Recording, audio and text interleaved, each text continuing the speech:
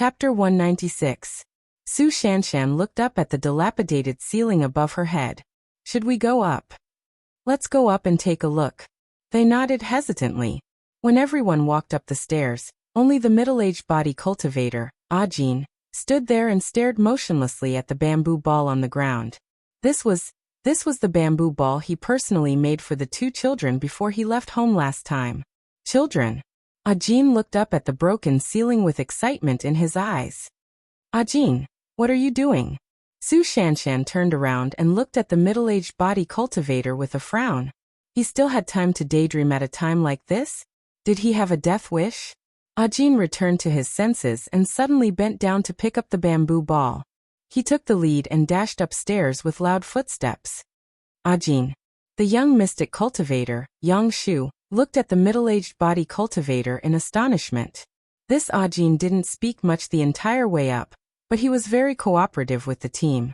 He had never lost his composure like this and ran off alone without a word. Go up. Arbor ordered coldly. What happened to him? Xue Xiao turned to Su Shanshan and spoke quickly. Eldest senior sister, we wanted to rush to the town entrance after receiving your message, but it was too late. It's the same for us, and we sacrificed a teammate on the way here, Senior Sister Yugui said grimly. Senior Sister Yugui, this has nothing to do with you. It was that superhuman who disregarded your orders and ran away recklessly that killed him.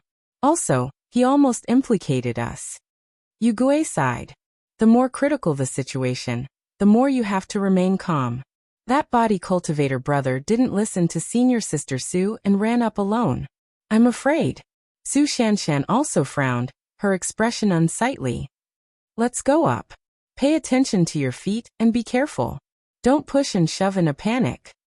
Then, Su Shanshan solemnly handed her little junior sister to Duanyu and turned to Xue Xiao. Junior sister, let's lead the way. Yes. Xue Xiao nodded and walked up to stand next to Su Shanshan. The two of them led the team upstairs. The wooden floor was severely damaged, and from time to time, a slight cracking sound could be heard. Creak, creak. The sounds under their feet made everyone tense and inexplicably depressed. Suddenly, an old face appeared at the top of the stairs. Su Shanshan's reaction was extremely fast as a streak of profound energy rushed over. The profound energy landed on the handrail of the staircase, splitting a large piece of the wooden handrail in half, and it fell down the stairs with a crash. Su Shanshan and Xue Xiao were the first to quickly ascend the stairs. Xiong Yan and his sister followed closely behind them, while Duanyu walked in the middle of the crowd with the child in tow. After the group of people had all gone upstairs, they very vigilantly spread out to both sides, paying attention to the dark environment around them. The floor was very dark, and there should be a lobby in the middle. The wooden doors of the 2 rows of rooms on both sides were tightly shut. The middle-aged body cultivator, Jin Zhengheng, stood in front of Su Shanshan and Xue Xiao and said anxiously, Don't do anything, everyone. They're all residents of Qinghe town. Don't hurt them. Everyone took a closer look and realized that there were 7 or 8 people hiding behind the middle-aged body cultivator. There were men and women of all ages, and one of them was the old face that had appeared at the staircase earlier. Everyone got into their attacking stances. Their faces were tense, and there was no smile on their faces. They are zombies? No, they aren't zombies, they aren't. Jin Zhengheng's hands tightly hugged 2 9- and 10-year-old children as he looked earnestly at Su Shanshan. Chapter 197. In the darkness, the 2 sides confronted each other. The second floor was completely silent. Su Shanshan frowned as she looked at the children in Ajin's arms. Her gaze then shifted to the 7 or 8 townspeople behind Ajin. These people did not look like zombies. Other than their extremely thin bodies, dry lips, and thick dark circles under their eyes, there seemed to be nothing special about them. Ajin nervously hugged the 2 children and vigilantly scanned Su Shanshan and the others. How long have you been here? The girl's cold voice emerged from the crowd. Her teammates subconsciously moved to the side, revealing the girl's small figure that was half a person's height. When such a small figure stood in the crowd and coldly questioned them, the air was so oppressive that it was almost suffocating. Ajin was so nervous that he didn't dare to meet her eyes. Qinghe Town and our village had a zombie outbreak on the same day. If my guess is correct, these people probably ran into Qingfeng Academy to hide for more than 10 days. The soft childish voice carried an eerie chill. You are all normal people. I really want to know how they managed to survive these 10 days with no food and water.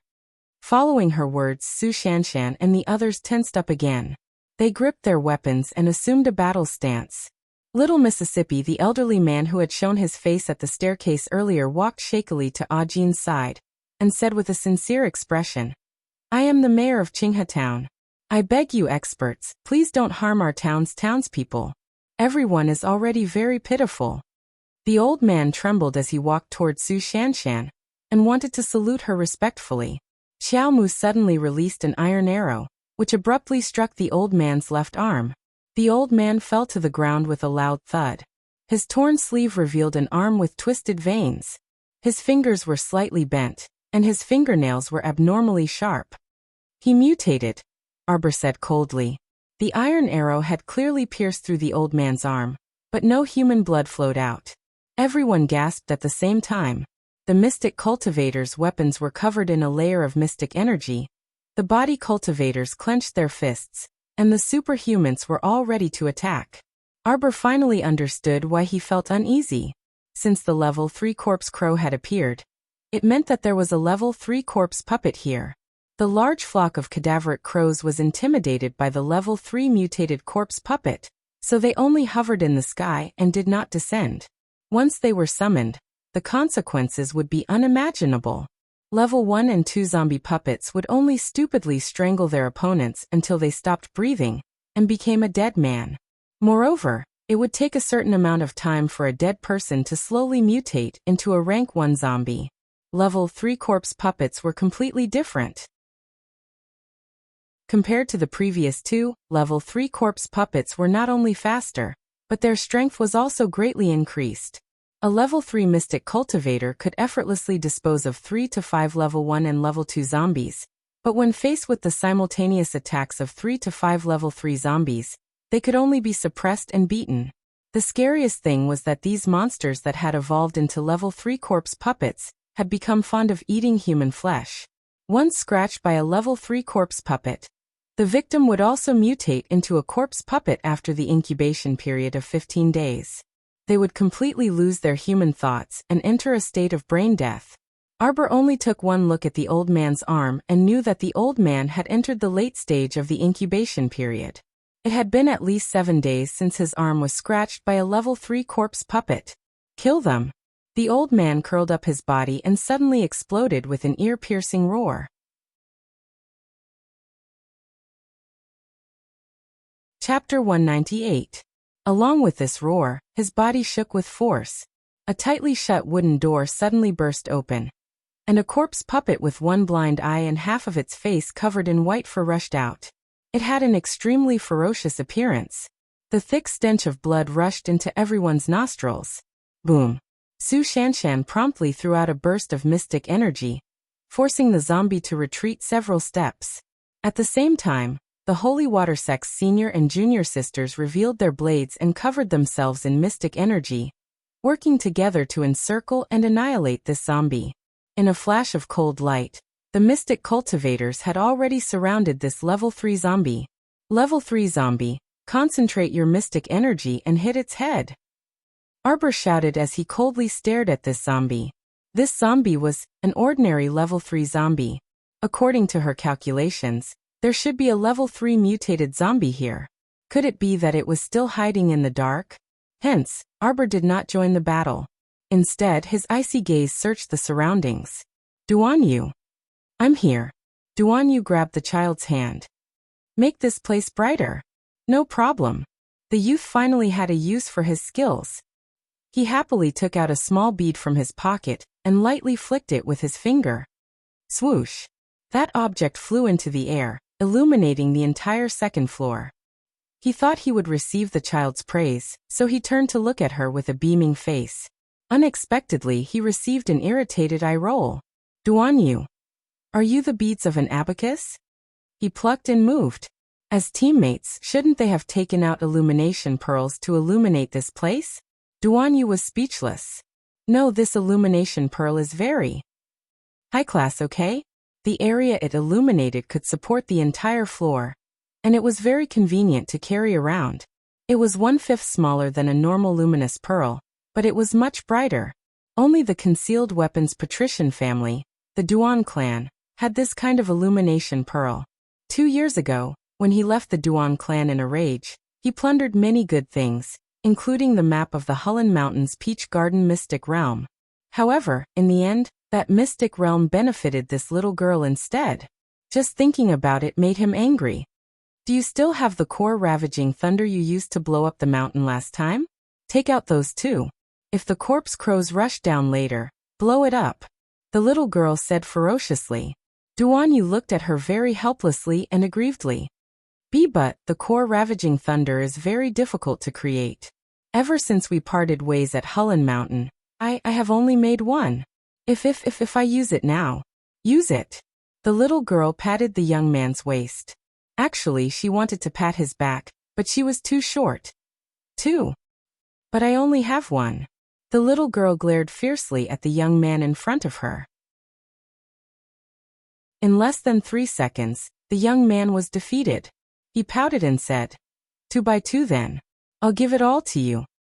After taking the 2 core ravaging thunders from the miserable young man and putting them in his pocket, the little fellow turned his head to look at the corpse puppet that was roaring with all its might in the encirclement. That zombie was basically under the control of the mystic cultivators. Although he was a level 3 zombie, he couldn't do anything when he fought alone, and encountered a team led by Su Shanshan, a level 7 mystic cultivator. No matter how ferocious he was, Su Shanshan's 2 bursts of mystic energy was enough to make this zombie collapse. Everyone followed the little girl's instructions, and slashed at the zombie's head with their mystic energy-imbued weapons. The old man lying on the ground revealed a bone-deep hatred in his eyes. He pounded the ground and bellowed, "You bunch of brats, you think you can subdue it like this?" Bang bang bang.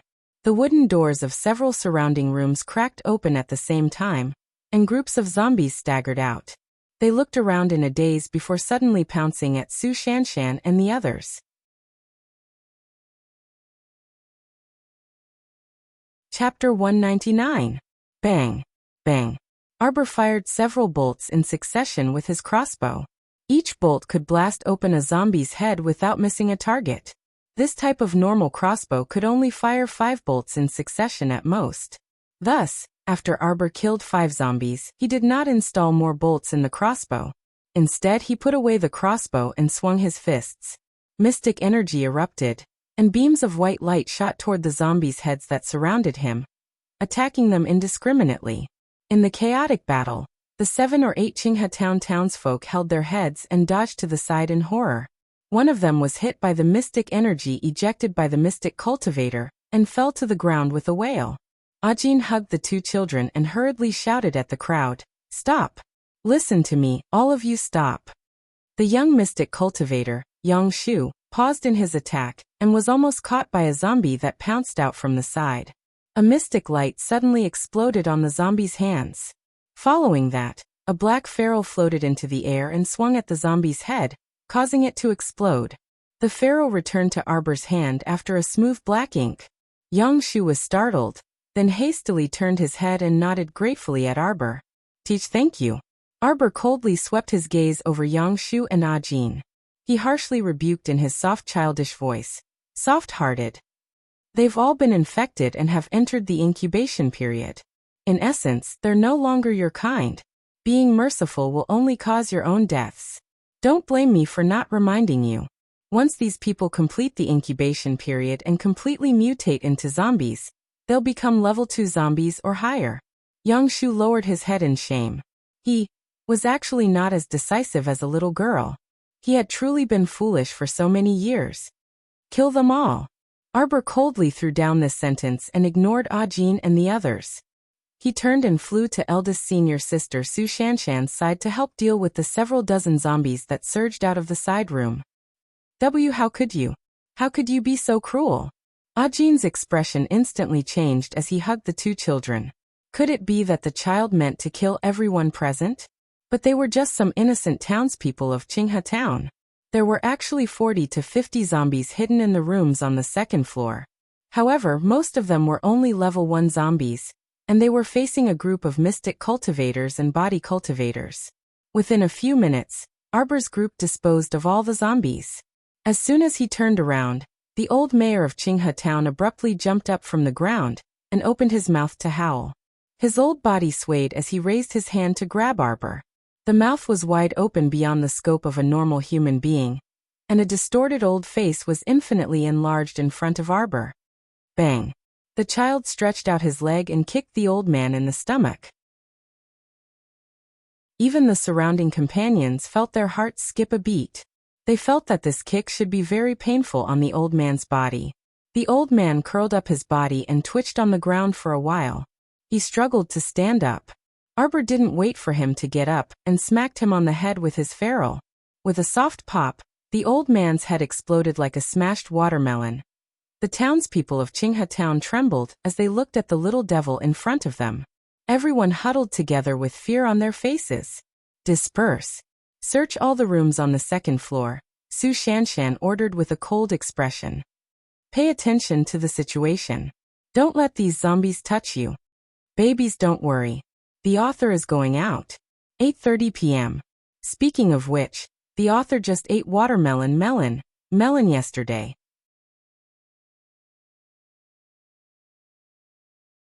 Chapter 200. The entire team moved, quickly rushing to the rooms on both sides in groups of 2 or 3. Knocking sounds rang out as several rooms were broken open at the same time. A thick smell of blood assaulted their nostrils, causing them to involuntarily cover their noses and hold their breaths. Senior Sister Su, quickly come and look. Yu Gui covered her nose with one hand as she stared at one of the rooms in shock. Su Shanshan and Xue Xiao hurriedly walked over. Yu Gui moved to the side to make way. More than a dozen women and children with unfocused gazes were tied up in the room, and each of their mouths was stuffed with something, preventing them from making any noise. The child's gaze was abnormally cold. He stepped on the corpses of the zombies and slowly walked to the townspeople. Are you still unwilling to speak the truth at a time like this? Ajin was completely baffled, but he still tightly hugged the 2 children. He turned to look at a short woman who was wiping her tears with her head lowered. Qing, tell me, what exactly is going on?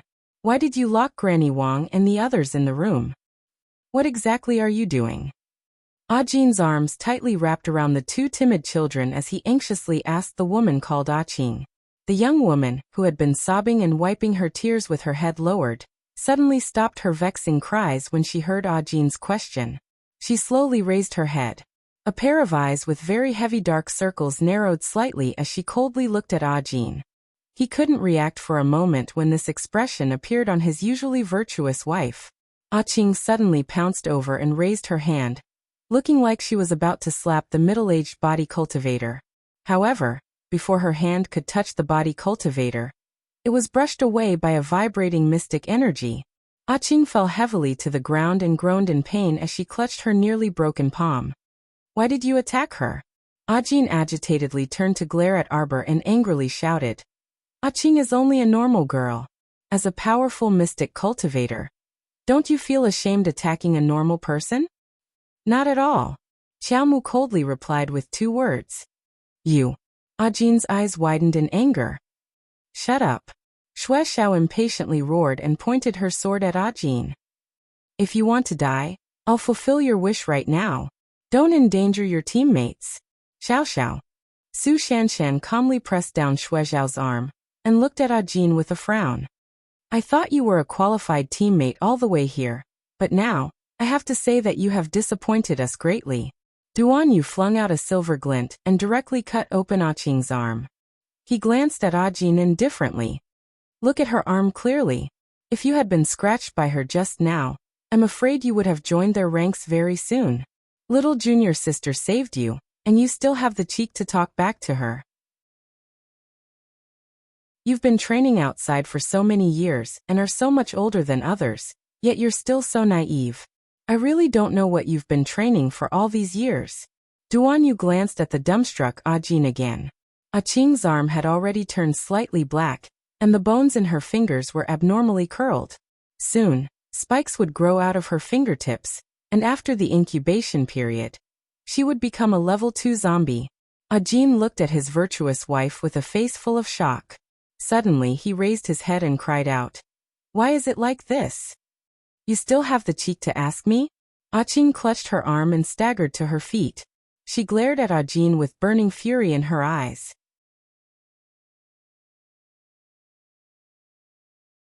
Chapter 201. When the children and I were in danger, where were you?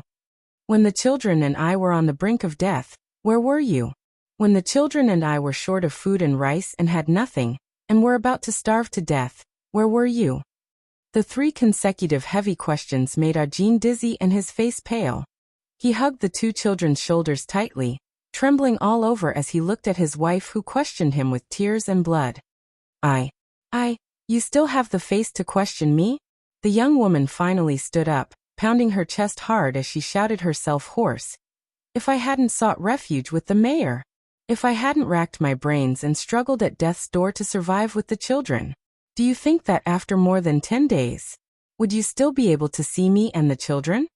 Ajin knelt on the ground powerlessly with a thud. A grown man actually cried on the spot with tears streaming down his face.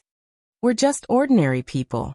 The young woman approached Arbor and the others step by step, shouting with all her might. We just want to try our best to survive. Survive. Is it wrong to do this too? The second floor of the Qingfeng Academy was dead silent. Everyone slowly fell silent under the woman's questioning voice. And for a moment, they were actually speechless. The young woman sobbed, her voice trembling as she said, "We're not like the lords who have the ability to protect themselves and have supreme power. You were able to survive in such a terrible world. How would you know how fragile the lives of ordinary people are? There's indeed nothing wrong with wanting to fight for your life." Su Shanshan nodded lightly. However, in order to fight for your life, you turn a blind eye to the lives of your companions and raise your companions as food for the level 3 zombie.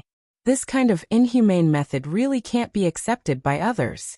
Arbor raised his head slightly, and a faint smile flashed through his eyes as he looked deeply at Su Shanshan across the crowd.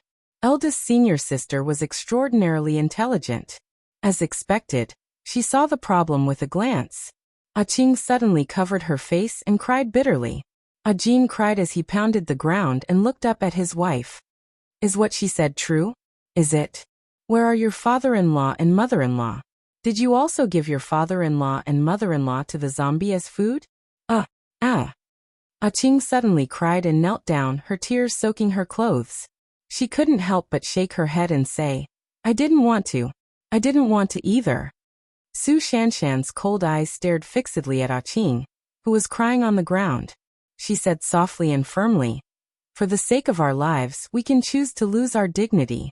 But at the very least, as humans, the bottom line that we must uphold is something that we absolutely cannot lose. In front of Ajin's eyes, the scene of her parents crying silently flashed past. In front of her eyes, the lively and cute children of her brothers and sisters flashed past. For the sake of survival, she had already completely abandoned her own nature, and had already completely abandoned these close relatives of hers. Ajin sobbed and murmured, I'm sorry. There was no turning back now. After the zombie tide broke out in the town, we were forced to move here. Ajin silently shed tears and said softly, but soon, some of us died of illness and the nightmare began. After the mayor's son and daughter-in-law died, they both mutated. It's this level 3 zombie that you're talking about. He's the mayor's son. The mayor said that he had a way to control this pair of powerful zombies, but he requested that we provide one of the townspeople as food every day. Chapter 202. Your Excellency, you're right. It's truly very lowly and pitiful to lose our dignity and struggle at death's door like this. Ajin closed her eyes. We've already thrown away too much in order to survive. We've completely lost ourselves and have no future. But in reality, the little girl was right. We were still infected in the end. Ajin turned to look at Arbor and cried with a bitter smile. We discovered this situation 2 days ago. One of the townspeople suddenly mutated. My hand and the children's hands were all scratched by her. Jin's entire body was cold, and his hands were trembling. Bit by bit, he removed the tattered clothes on the two children's arms. His gaze was fixed on the bruises on the children's arms. Such a big man hugged the two children, and cried until he lost his voice. Everyone was silent, unable to say a word.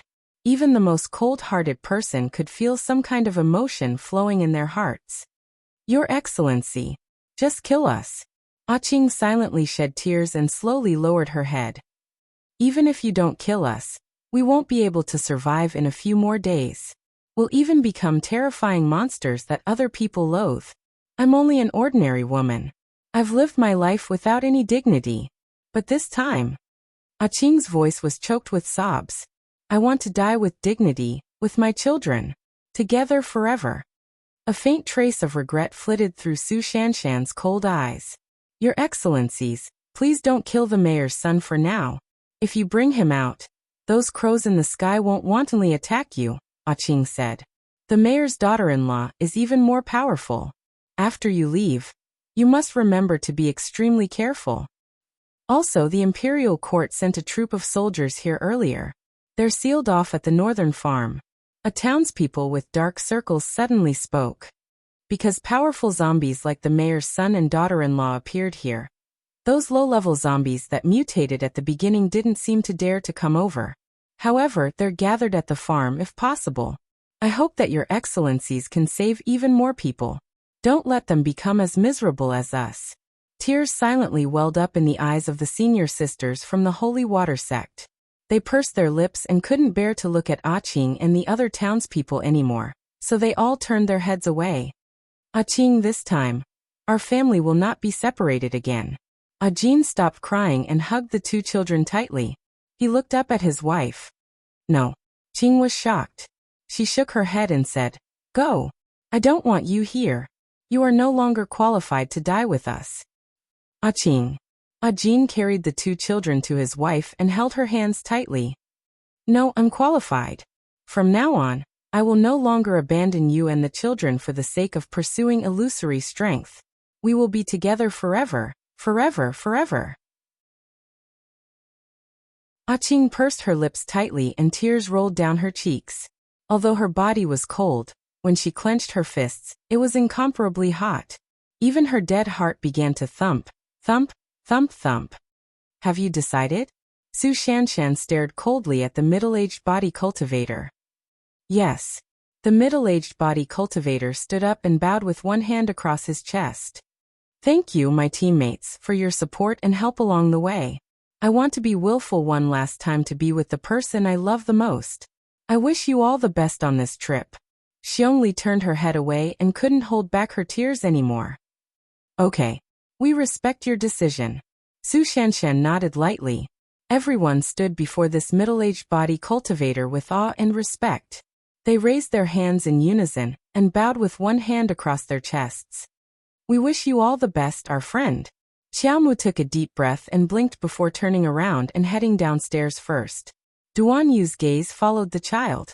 It wasn't until everyone tied up the level 3 zombie to the first floor that they heard a muffled explosion from the second floor. Chapter 203. Watching his teammates go to their deaths with smiles on their faces as they reunited with their families, he felt very uncomfortable in his heart. Arbor reflexively clenched her small fists and raised her head slightly. She felt like she was standing alone on the edge of a cliff. Her vision was blurry in the boundless darkness, and she couldn't hear or see anything. Suddenly, a pair of gentle hands picked her up and gently patted her back. Arbor smelled a familiar scent and laid her small head on Su Shanshan's shoulder. Her muffled voice came from her shoulder. Eldest senior sister. Don't be afraid. Eldest senior sister will protect you. The child's heart skipped a beat, and she didn't move away from Su Shanshan's shoulder for a long time. Only Su Shanshan felt a drop of iciness rolling down her neck. The child softly murmured, Eldest senior sister, if only I had met you earlier.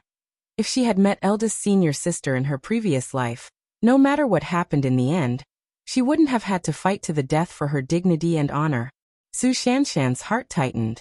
For some reason, she felt that when the child softly murmured those words, Her heart seemed to be filled with sorrow.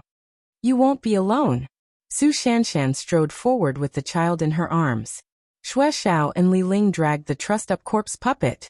The group took a deep breath and moved toward the entrance of Qingfeng Academy.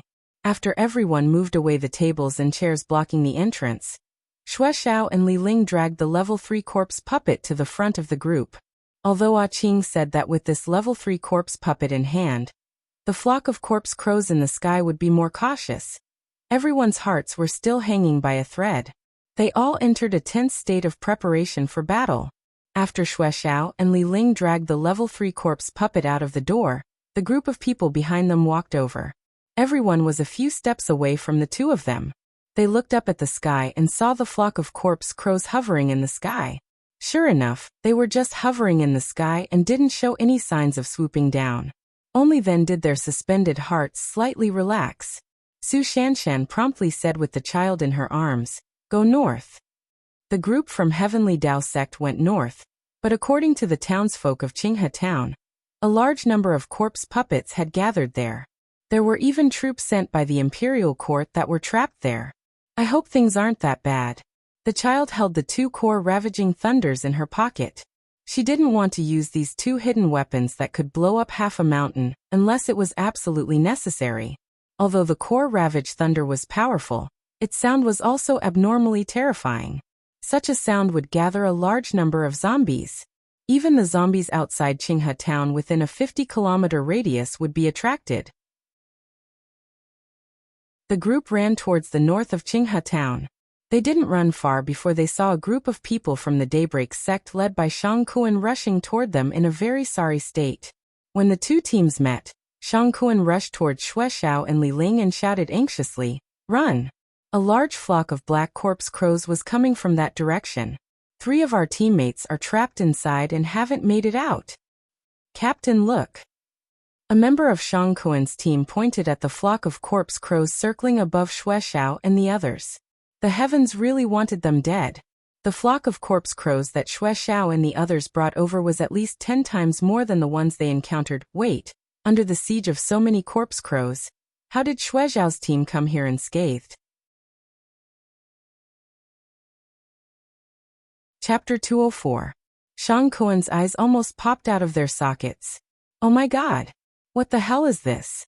Xue Xiao and the others are so capable. With such a large flock of corpse crows behind them, they didn't even bat an eyelid. They even had the leisure to wave and greet them. Senior brother Shang, you're here too. Just in time. Let's not go to the central bridge. Come with us to the north to find the people from Tiandao sect. Who's just in time with you? Shang Kuan really wanted to curse. Are these women crazy? They clearly know that there are so many corpse crows circling the sky, yet they can still maintain their composure. Xiongyan, Xiongli, are you okay? A young man in Shang Kuan's team quickly walked out and ran to the two. We're fine, brother Guran. Let's not waste any more time. Let's go north together. Xiongli nodded. We sacrificed 3 of our brothers. Shang Kuan wiped his sweat. Originally, their team only had 18 people because they chased away Qiao Wenwan and her husband. Now the team only had 15 people left. We're also missing 2 teammates. Xue Xiao didn't say anything more to Shang Kuan. She dragged the level 3 corpse puppet that was tied up like a dumpling and quickly headed north. Only then did Shang Kuan and the others realize that this group of fierce girls actually kidnapped a ferocious-looking corpse puppet. They even crazily stuffed the corpse puppet's mouth with a lump of mud so that it couldn't roar. It could only stare with a distorted face. Is this something that girls can do? Shang Kuan shuddered for no reason, exchanging glances with his fellow disciples. Let's go. Xue Xiao and Li Ling dragged the corpse puppet and continued to run forward. The group immediately followed their footsteps, walking side by side. Second senior brother, let's follow them. Look, those corpse crows in the sky don't seem to have any intention of attacking them. Shang Kuan felt that the girls were a bit unreliable. However, if they turned around and left now, the large flock of corpse crows would definitely chase after them and bite them. They almost couldn't handle 1/10 of the corpse crows before. Could they handle it now? The answer was naturally no. Shang Kuan immediately led the team and followed behind. The group of more than 30 people rushed towards the northern farm.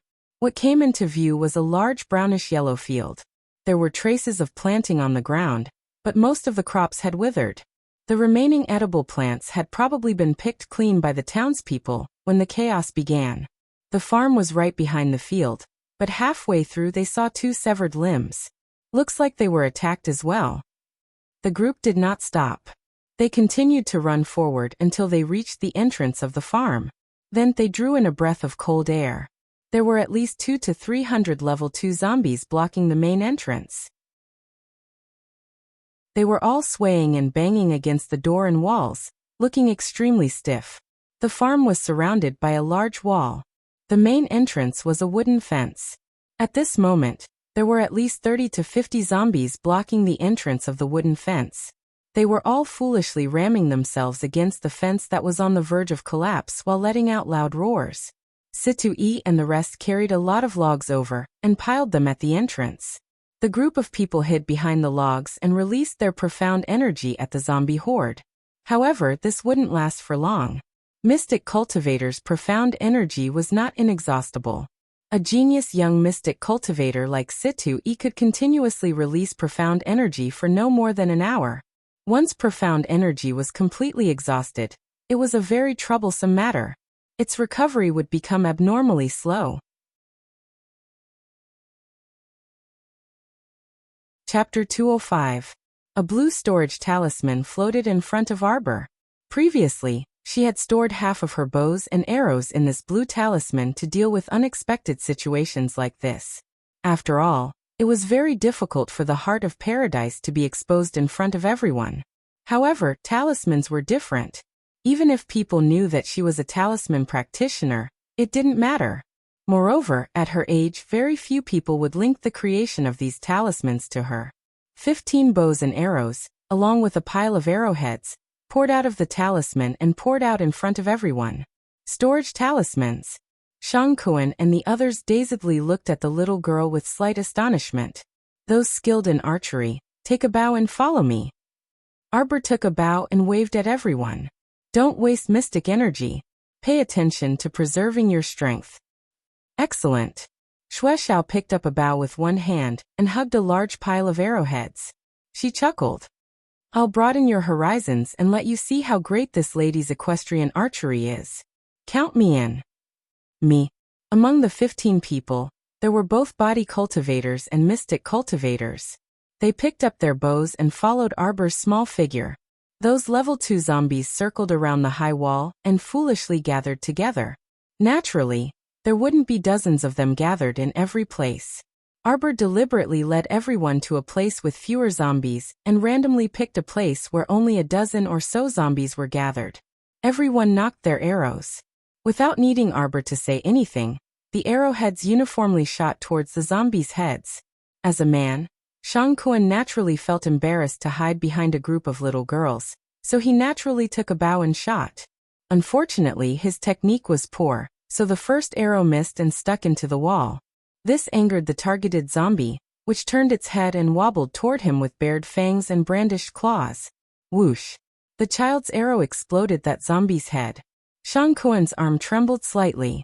When he turned to look, he saw the child, who wasn't even half his height, using her strength alone to draw a bow that was the size of her body. Her eyes were covered in a layer of deep ice, and no trace of a smile could be seen. Were all children this terrifying these days? Let's go. Arbor was the first to jump off the embankment and dashed towards the wall at an extremely fast speed. As he ran, he smoothly released 2 arrows in a row, directly shooting the 2 corpse hags that were swaying toward him, causing them to fall backwards. The group of senior sisters from the Holy Water sect rapidly followed behind her, and they couldn't help but praise her in their hearts when they saw this. No wonder Master, Aunt Master, said that little junior sister didn't need them to worry about her at all. Their little junior sister was truly outstanding and dazzling. The child leaped and bounced up.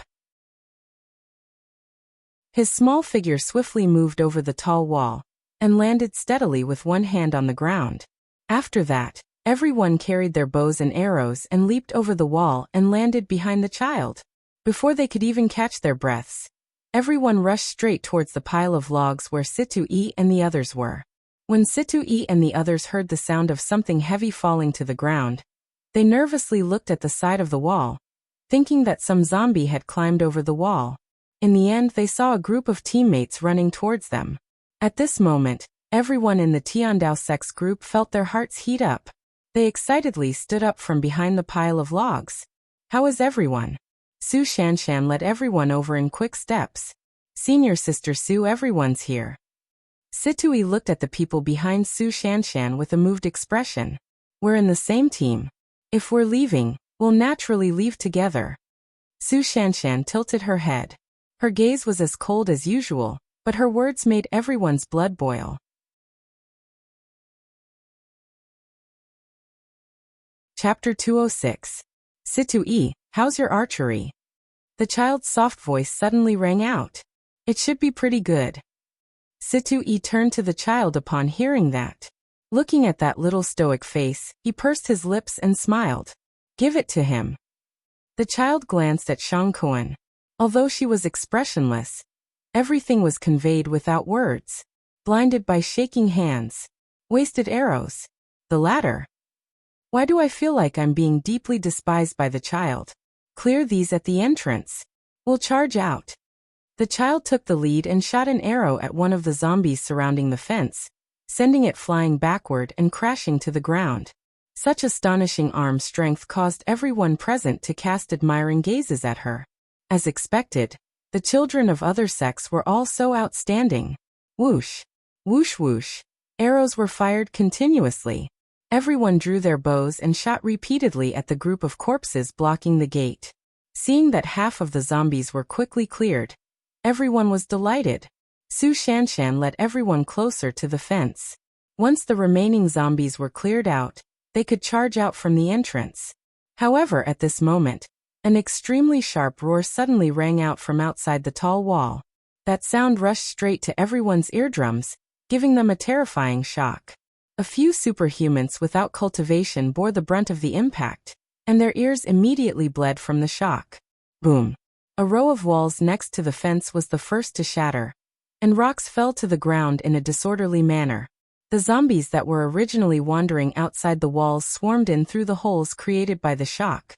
Everyone's expressions changed, and the arrows in their hands flew even faster as mystic energy radiated. The body cultivators waved the swords in their hands and swept away the chopped logs to hit the charging zombies. Roar!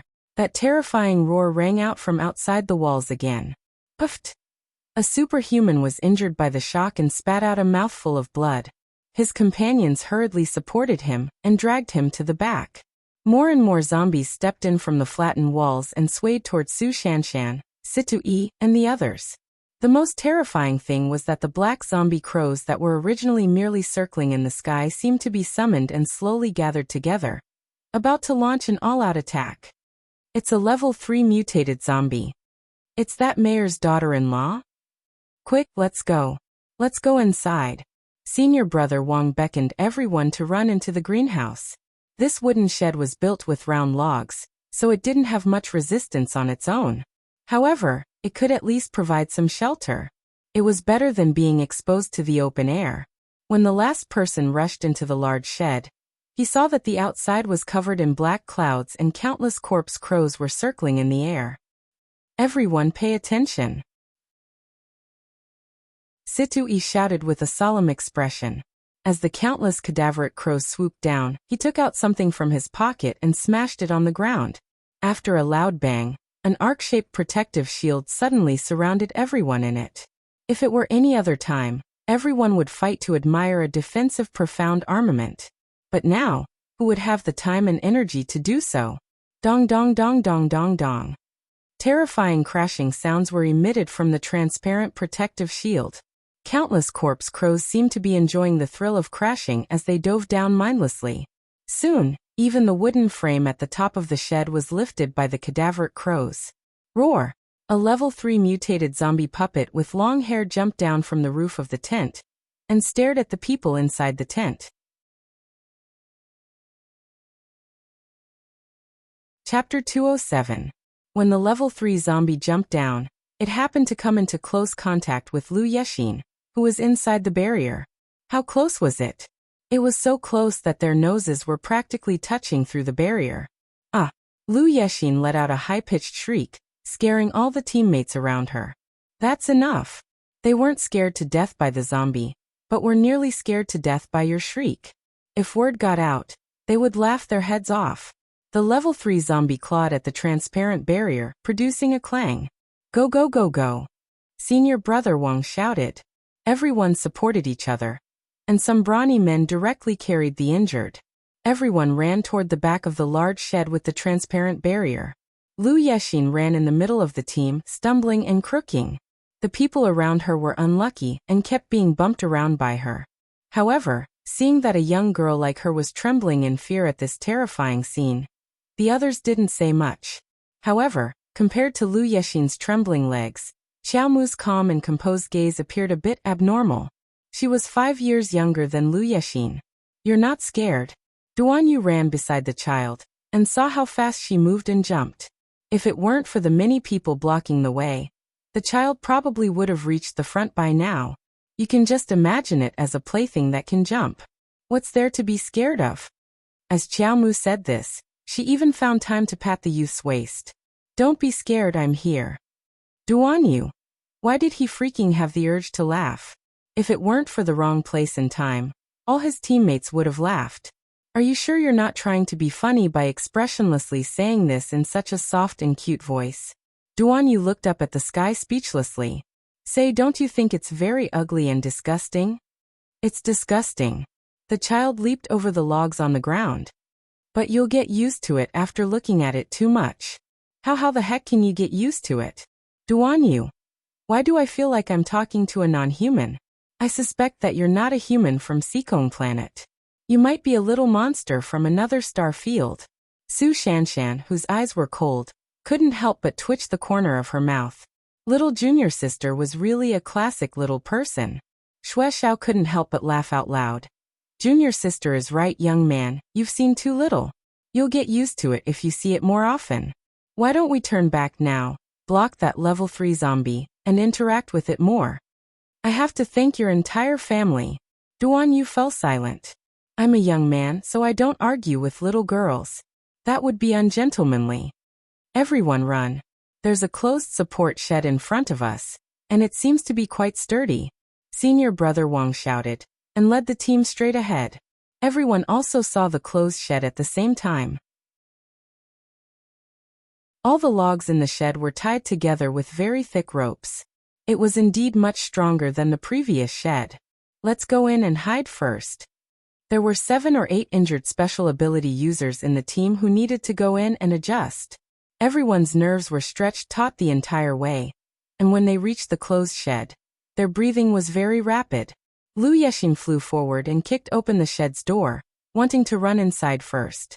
Senior Brother Wang quickly grabbed her hand. Junior sister Lu, don't be rash. Let's see the situation first. Ah! Lu Yexin screamed.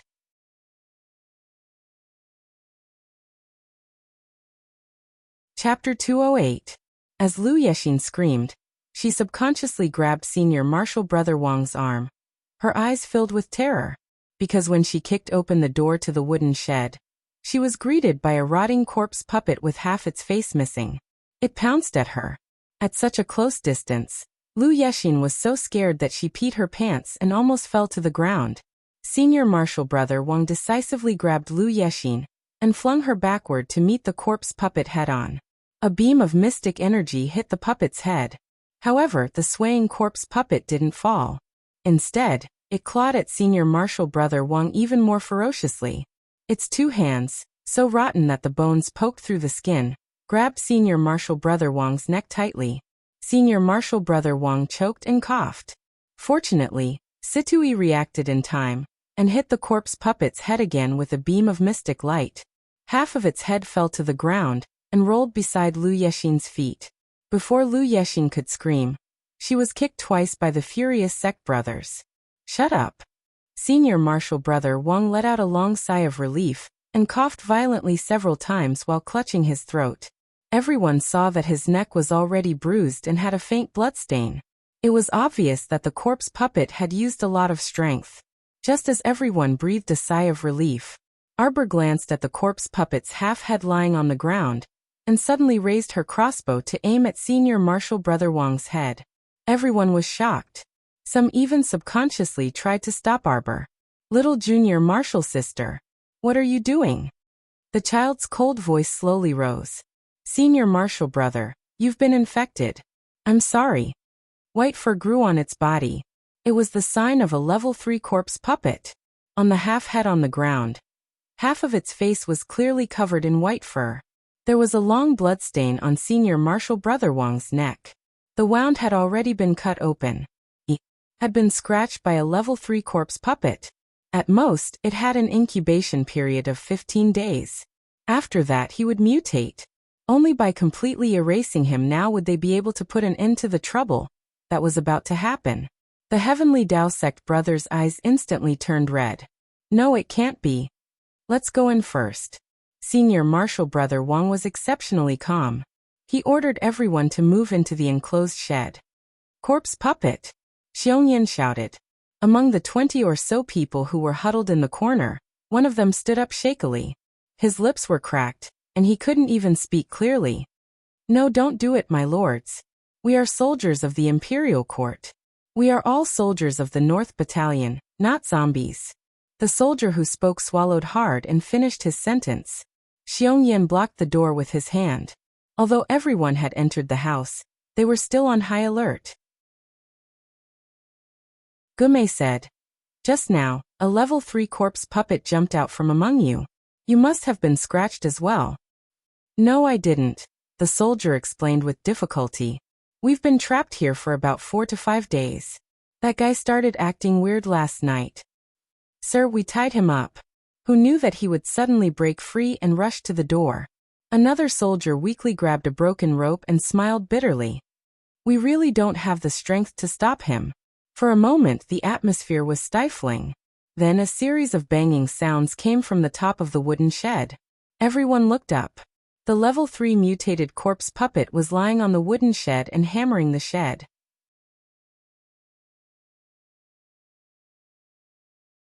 Chapter 209. Senior Brother Wong. Everyone looked at Senior Brother Wong with bloodshot eyes, then turned to look at Lu Yexin, who was trembling in fear. It's all your fault. If you hadn't rashly barged in, how could Senior Brother Wong have been infected? Under the pressure of everyone's gazes, the little girl trembled in fright. Her knees suddenly gave way, and she knelt on the ground with a plop. She repeatedly kowtowed while weeping bitterly. Sorry, Senior Brother Wong. It's all my fault.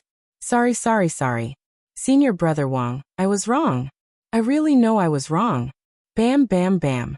Lu Yexin kowtowed more than 10 times without any discount, and her forehead was bruised from kowtowing. Tears rolled down her cheeks, and her face was flushed red from holding it in. It was her fault. It was her fault. If she hadn't been as willful, reckless, and cowardly as a mouse. If she hadn't insisted on following Senior Brother Situ to train because her father was the Vice Hall Master, Senior Brother Wong wouldn't have been harmed. She truly regretted her past actions. Looking at everyone's accusing gazes, she simply couldn't accept the reality that Senior Brother Wong was about to die because of her. I didn't expect you to have the time to quarrel here. Arbor coldly changed the subject and aimed her crossbow at Senior Brother Wong again. Apologies, Senior Brother. Senior Brother Wong laughed bitterly. A young mystic cultivator from Heavenly Tao Sect suddenly blocked in front of Senior Brother Wong. Little junior sister. Why are you so cold and unyielding? We've been companions for so long, so how can you attack just like that? Whoosh. An arrow brushed past the young mystic cultivator's throat and shot straight into the pile of wood. The young mystic cultivator was dumbfounded. If you want to die with him, I don't mind having a companion on the road to the Yellow Springs. The little girl's voice was cold without any warmth. The young mystic cultivator trembled and subconsciously moved to the side. A trace of mockery flitted through Arbor's eyes. Hypocrite. Look, you're not that fearless. In the face of life and death, human nature is selfish. This isn't shameful. What's shameful is that you're clearly selfish but still pretend to be noble. The little girl's cold words chilled everyone's hearts. The young mystic cultivator, in particular, was unable to retort and lowered his head in shame. Silence. There was no other sound other than the sound of something hitting the top of their heads.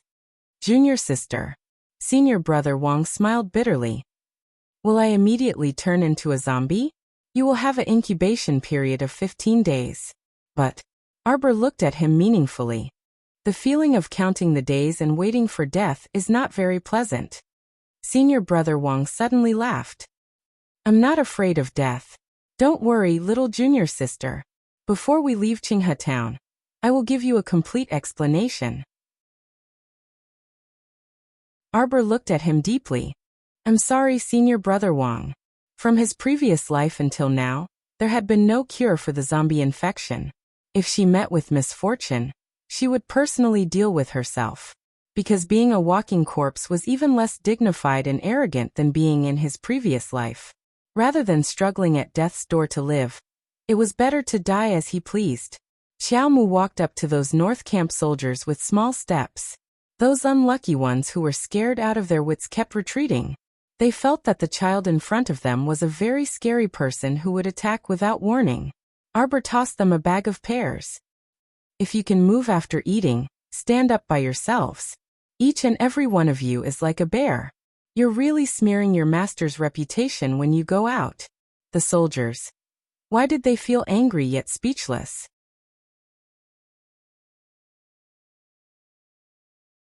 Chapter 210. Just what kind of child was she? They originally thought she was a child with a heart as cold as a knife and a heart as hard as iron. But the moment he turned around, he was able to hand over precious fruits to a total stranger. This child was a person brimming with contradictions and enigma to begin with. The soldier took out a pear and fiercely bit into it, as if he wanted to chew and swallow the words Xiong Sisi.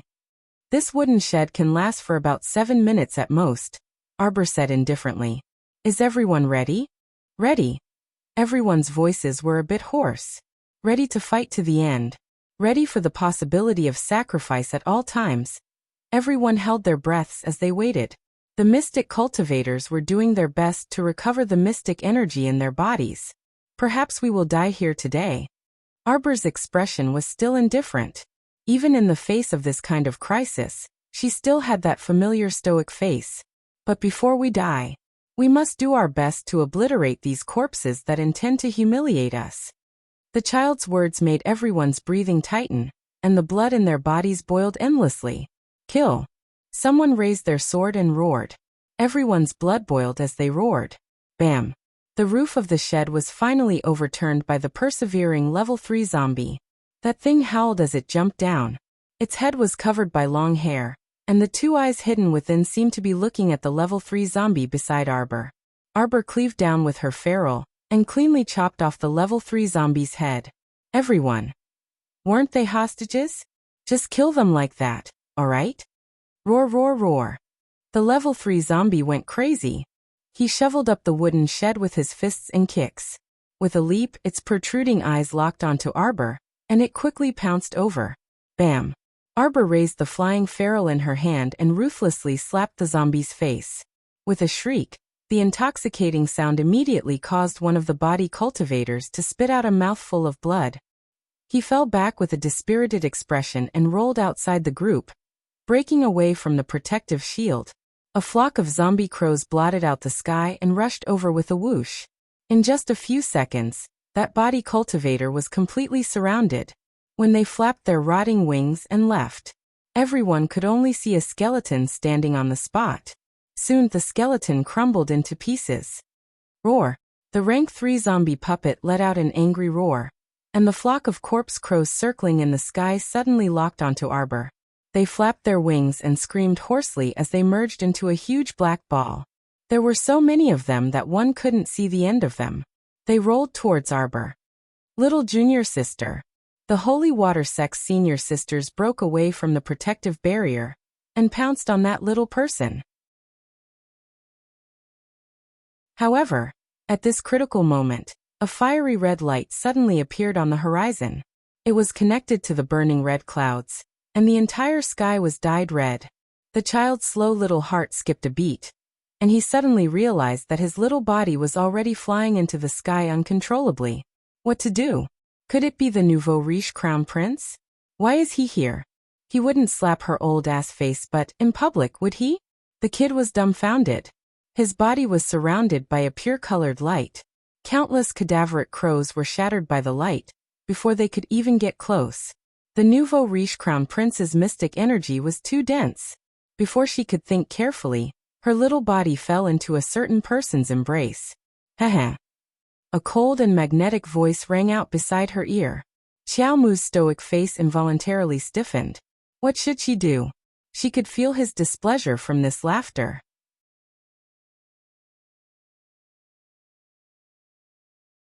Chapter 211. Only then did the child realize that she had been swept into a certain someone's arms at lightning speed. How was that a layer of burning clouds on the horizon? It was simply Crown Prince Mo standing on the back of an ancient golden dragon that was enveloped in intense flames, standing against the wind. Wherever the dragon passed, the sky was scorched red, and the cadaveric crows were roasted until not a single feather was left. The Crown Prince's elegance was indeed incomparable. His ink-black hair was scattered by the wind, and his white robe embroidered with green bamboo stuck to his slender body. His sleeves billowed in the wind. However, darling Qiao was a bit dumbfounded. She didn't see the Crown Prince's celestial beauty, but instead fixed her eyes on the huge dragon head that turned over. Dragons didn't seem to belong to the category of mystic beasts. She didn't know what to think when a creature she had only seen in history books suddenly turned to look at her with a pair of huge dragon eyes. What did we agree on when we parted? Crown Prince Lien tilted his head slightly and looked down at the child in his arms with a smile. We didn't agree on anything. The child's blank expression quickly turned into a poker face as she nodded slightly. Although she didn't remember any damn agreement, it was fine. No matter what he said, she should be able to bluff her way out if she put on a serious face and nodded as if she understood whatever he said. The Crown Prince was still smiling, but the child inexplicably caught a hint of danger in his narrowed phoenix eyes. Didn't I say that you can find me if you need anything? You did say that, but you're far away in the royal capital, Guanlan City. Can you appear in front of me when I summon you? The child snorted. Jojo, no matter what, you have to trust me, okay? The Crown Prince held the child's face with one hand and looked at her intently with his phoenix eyes. If I can say it, then I'm naturally confident that I can do it. Regardless of whether we're separated by thousands of mountains and tens of thousands of seas, as long as you call me, I'll appear by your side. There was a faint smile in his phoenix eyes as he murmured softly, remember to try in the future, okay? The child's old face was a little uncomfortable. He hurriedly turned his head to look at Stay Up Late, who was hiding behind a fallen log. You sent someone to keep an eye on me. The child tried to find something to talk about. He just wanted to change the topic, so he immediately retorted with a displeased expression. If I hadn't met Stay Up Late on the way, how could I have found you so quickly? If I had come a quarter of an hour later, tell me, how would you have ended up today? She knew how his heart had jumped when he saw the group of corpse crows swooping down towards her. Didn't I tell you not to take the risk alone when it's dangerous? I'm not alone. Humph. Aren't there so many people around me? If they were useful, would you be in such a sorry state? The Crown Prince signaled with his eyes. It's a dark and windy night, so don't go out too much. You promised me back then, so why are you going back on your words now? Since when did I go out in the middle of the night? I'm not. He raised his head and looked at the dark sky.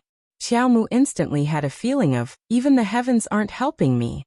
When did the sky turn completely dark without her noticing? So infuriating.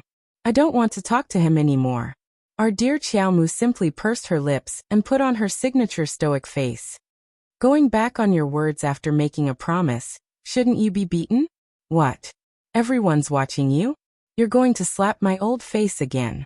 Without waiting for the Crown Prince to make a move, the child pounced on him and hugged his neck. She opened her mouth and bit down on his chin. It was so stiff and painful. Arbor silently shed tears.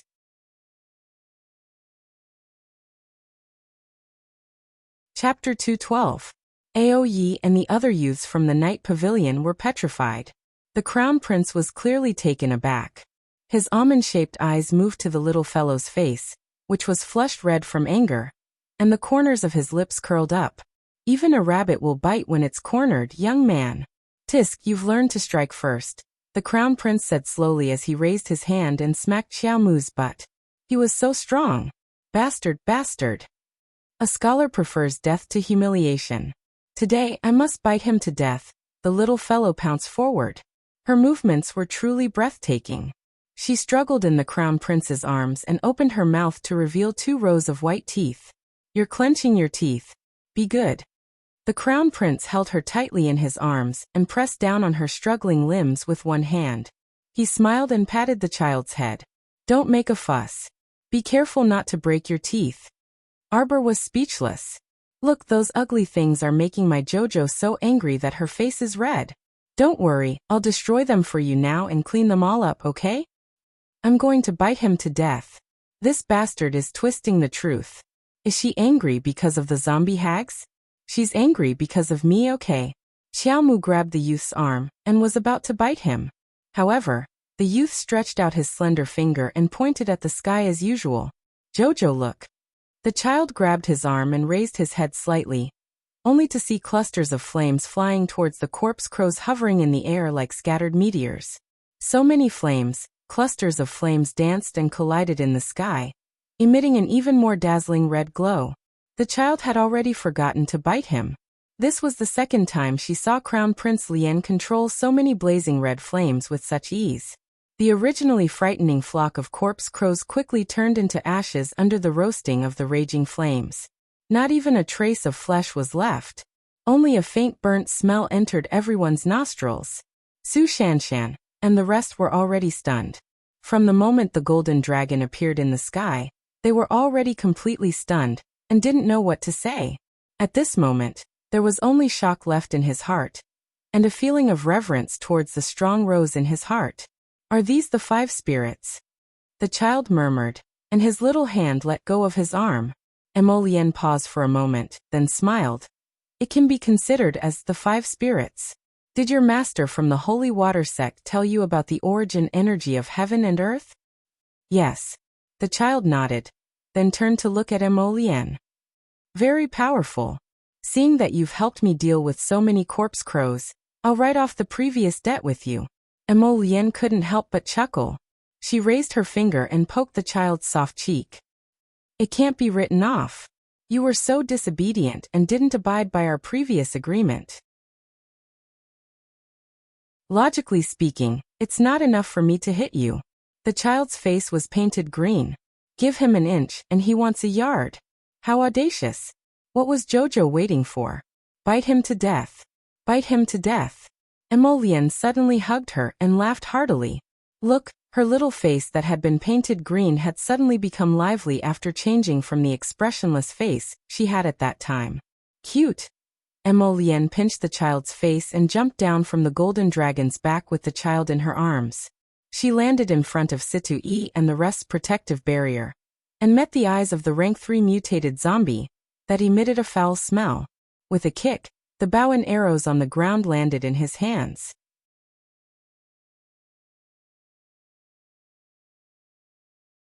Chapter 213. Hugging the child, Emolien reached out to hold the child's soft hand and pulled the bowstring together. She chuckled softly and murmured, Jojo, if you inject mystic energy into a normal bow and arrow, although it's not enough to unleash the power of a mystic weapon, the result is quite impressive.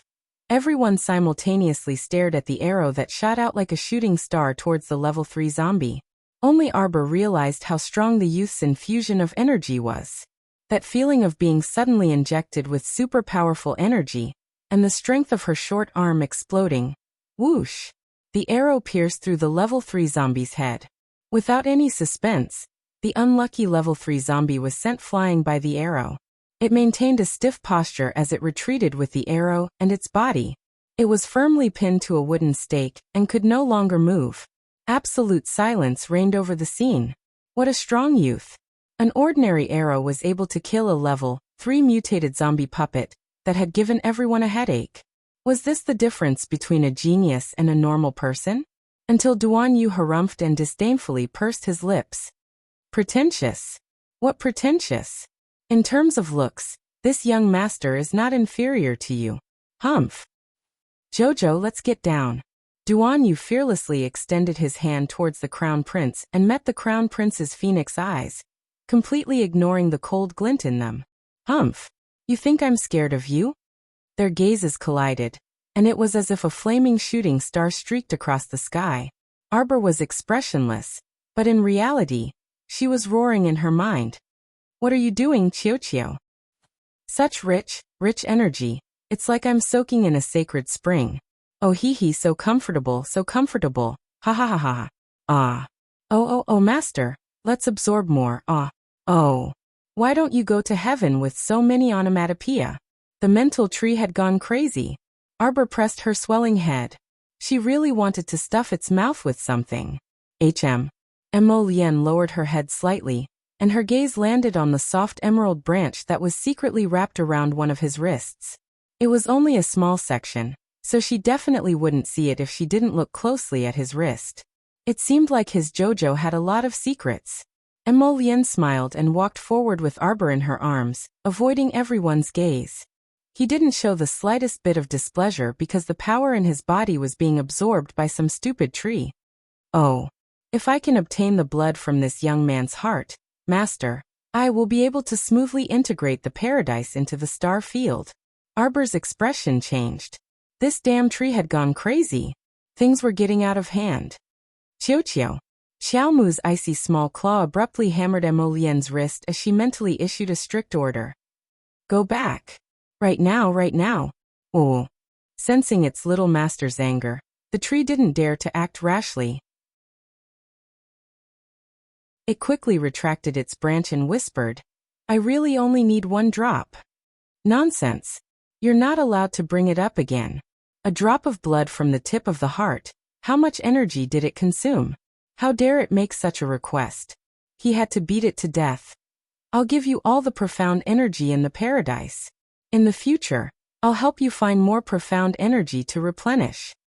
But you're not allowed to casually absorb the power in other people's bodies, unless I agree. You can't take away the fruits of other people's hard work. Do you understand? If you can't do it, don't follow me. It didn't want anyone's power. It was just that the crown prince's power was rich and powerful, so it really attracted the tree. If it was anyone else's, it wouldn't even be interested.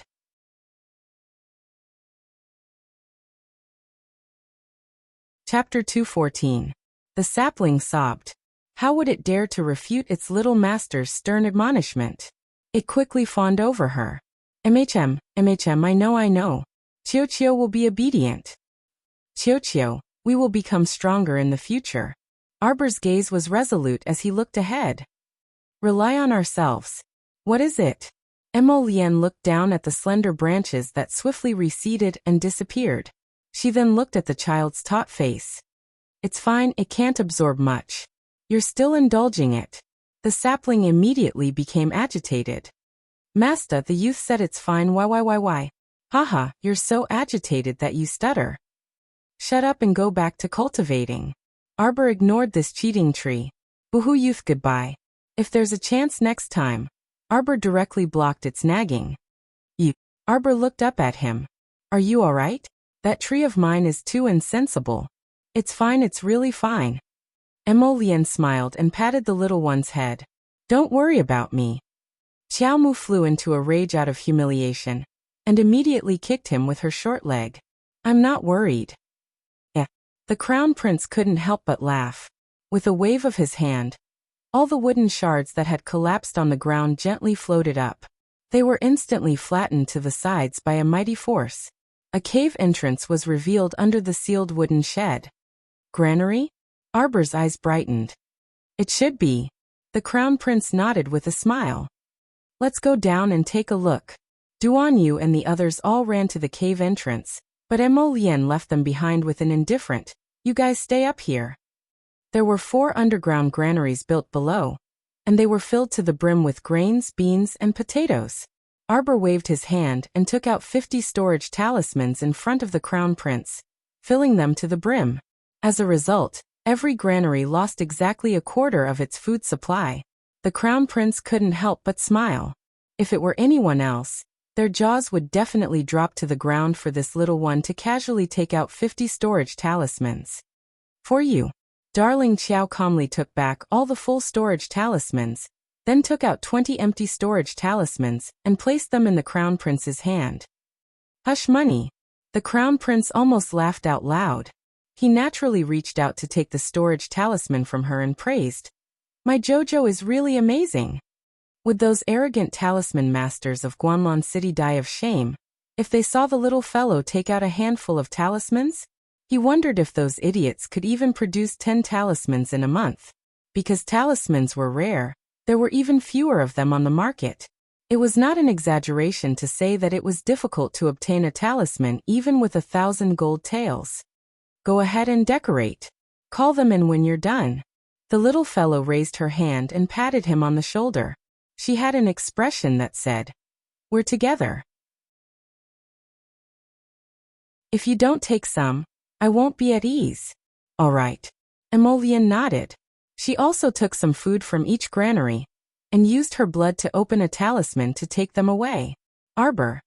He thought that the nouveau riche crown prince would be humble and say, "Leave it to my people." But he didn't. However, the youth's straightforwardness made Arbor admire him. She hated people who were hypocritical and coy. After the two finished packing and left the underground granary, they said to everyone, "There's a lot of food down there." Everyone cheered, finally feeling that this trip was not in vain. In the end, Prince Emo decided to take away the remaining half of the food and send a few brats from the night pavilion to wait here for the South Camp's rescue team. When the time came, they would transport the food back to the capital together. The food reserves here exceeded City Lord Gu's expectations. Even if they took away so much, the remaining food was enough to feed the city's people for 4 months. Arbor and the others' trip was simply a bountiful harvest.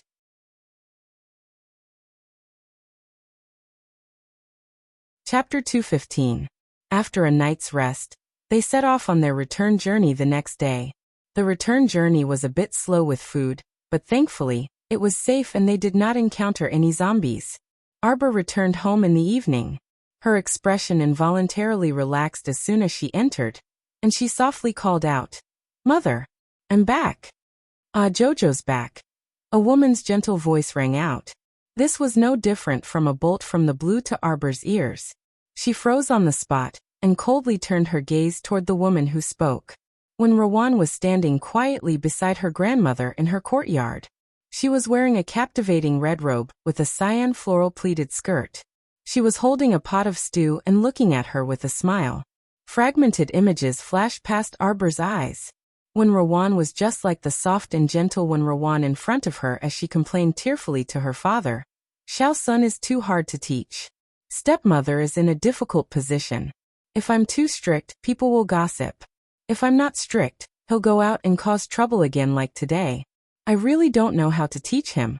Her younger brother, whom her mother risked her life to give birth to, was led astray by this woman for no reason. In the end, he muddle-headedly died in an inexplicable love affair. Her younger brother was only 16 when he died. A young life fell just like that. Emolian, who had walked in with her, could most clearly sense the change in Xiaomu's aura. This little fellow was fine just a moment ago. But the weather changed in an instant, and her vicious aura soared. At this moment, her eyes were icy, and her wooden and cold expression was just like when they met for the first time. And she was ruthlessly smashing Wu Yenjin with a rock. Prince Mo's phoenix eyes narrowed dangerously, and he followed Xiaomu's bone-chilling gaze to the uneasy and slightly terrified woman standing by the flower bed. "Why are you here?" Duan Yu had just stepped into this small courtyard when he heard little Jojo's interrogative voice. He was so nervous that he almost blurted out, "I came to find you." Then, he realized that he had misunderstood. Little Jojo wasn't dissing him. She was dissing someone else. "Scram!" Arbor yelled at when Rawan as he moved to the side to make way for her. When Rawan was so nervous that she almost dropped the pot of stew she was holding in her arms. She knelt down in front of Wang Nei with a plop, and her delicate body trembled. 2 streams of tears fell down her cheeks. "Aunt!" The old lady was so angry that her whole body trembled. She slammed the stone table. "Yu, how unruly. This is your Aunt Wen Yu?" She was so angry that she couldn't speak coherently. Arbor's eyes were like poisonous arrows. Changzai. Steward Changzai stumbled over, his face pale with fright as he rolled on the ground. Miss Xiaoxiao, what did I say when I left this house? How dare you let anyone in? Do you still have any respect for this little master of yours? Arbor's eyes widened, and he clenched his fists. His whole body was trembling as he roared at Changzai. You also pack up your things and scram today. Immediately. Immediately. Scram. Duan Yu was so frightened that he kept quiet out of fear, not daring to make a sound. It was quite scary when the adorable little Jojo was angry. That fury seemed to have substance, and whoever was burned by it would be unlucky. No matter how silly he was, he did not dare to go over and provoke bad luck at this time. Changzai kowtowed like he was pounding garlic and said, Xiao master, Changzai was wrong. Changzai won't dare to do it again in the future. Please give this old servant a chance, little master. Elderly Lady Qiao was so angry that her whole body went limp on the round-backed chair. She pointed at the enraged Arbor with a trembling finger.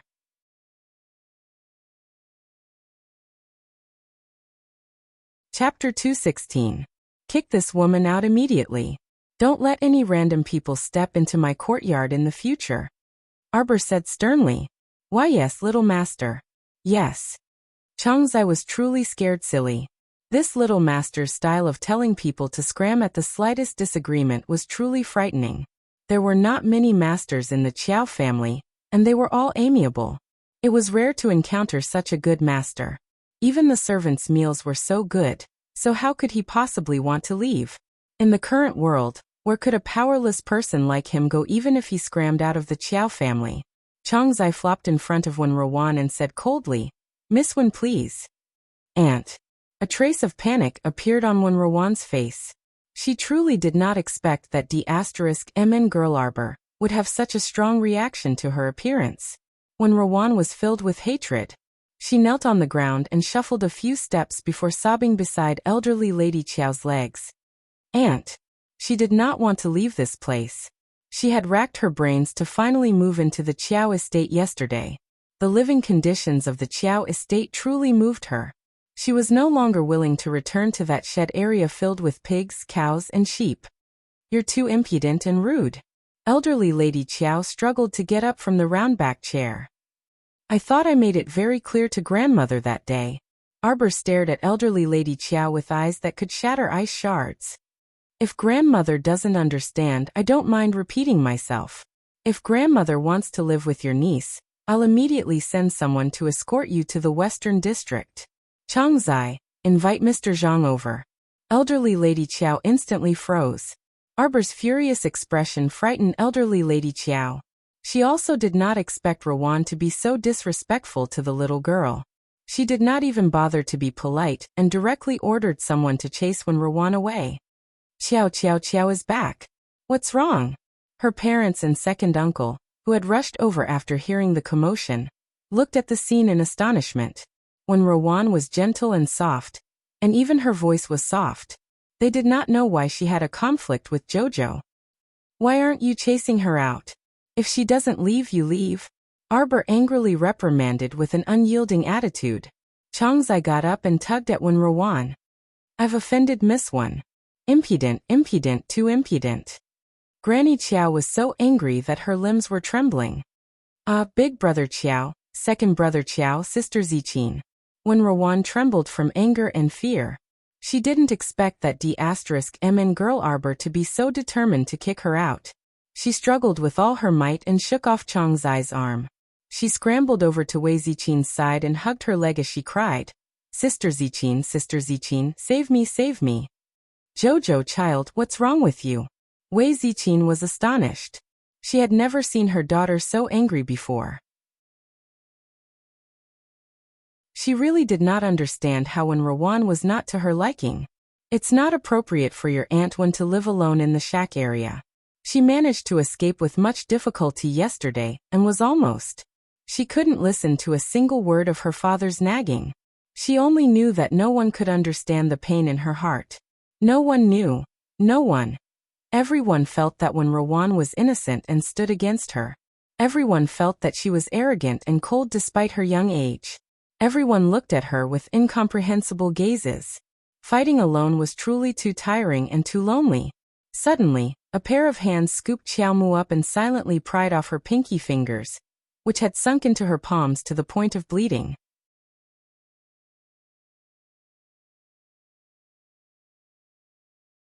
Chapter 217. Be good. You don't have to deal with her directly even if you want to. Emo Lien whispered into Qiao Ran's ear while carrying her. He nodded at his parents and Arbor very naturally and left with Qiao Ran. Xiao Zhongbang and his wife took a while to react. That youth with an extraordinary bearing and peerlessly handsome face he actually carried away his daughter right in front of their eyes. His movements looked practiced and natural, so it wasn't his first time, right?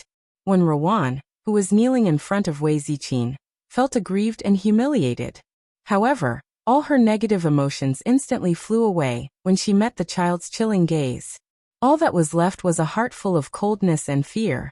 Those were a pair of eerie and indifferent eyes. The child was lying on Prince Mo's shoulder.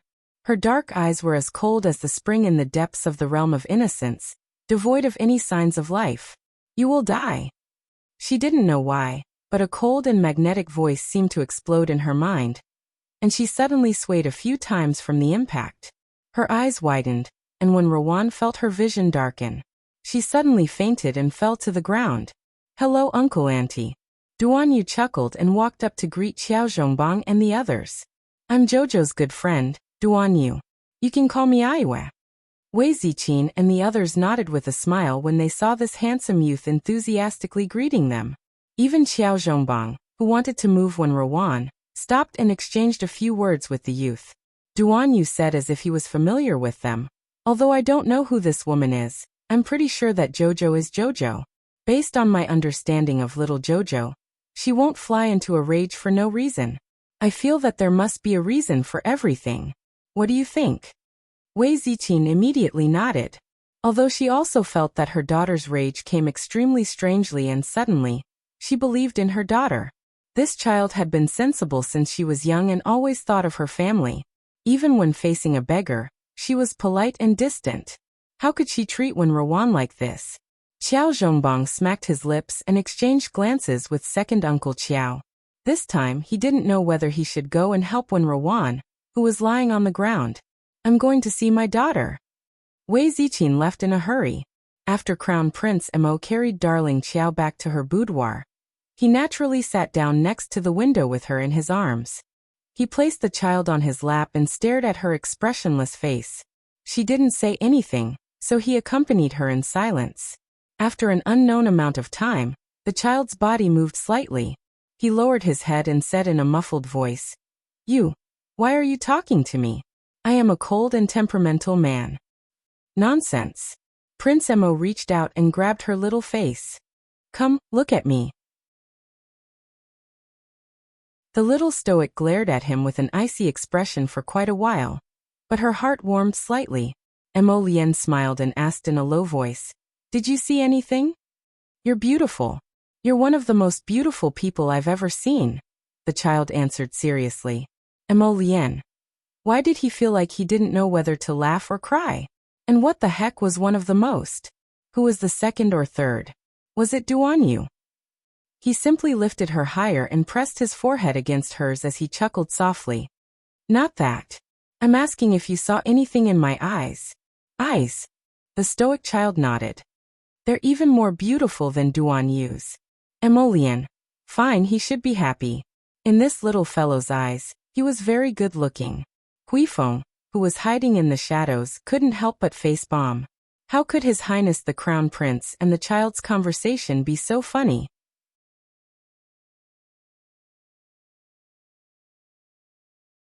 Chapter 218.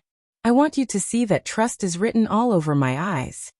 Prince Mo didn't know whether to laugh or cry. He reached out to hold her little face. No matter what you do, I'll believe you. No matter what you want to do, I'll stand by your side. Mo Lien said softly as he pressed against her little head. So you're not alone.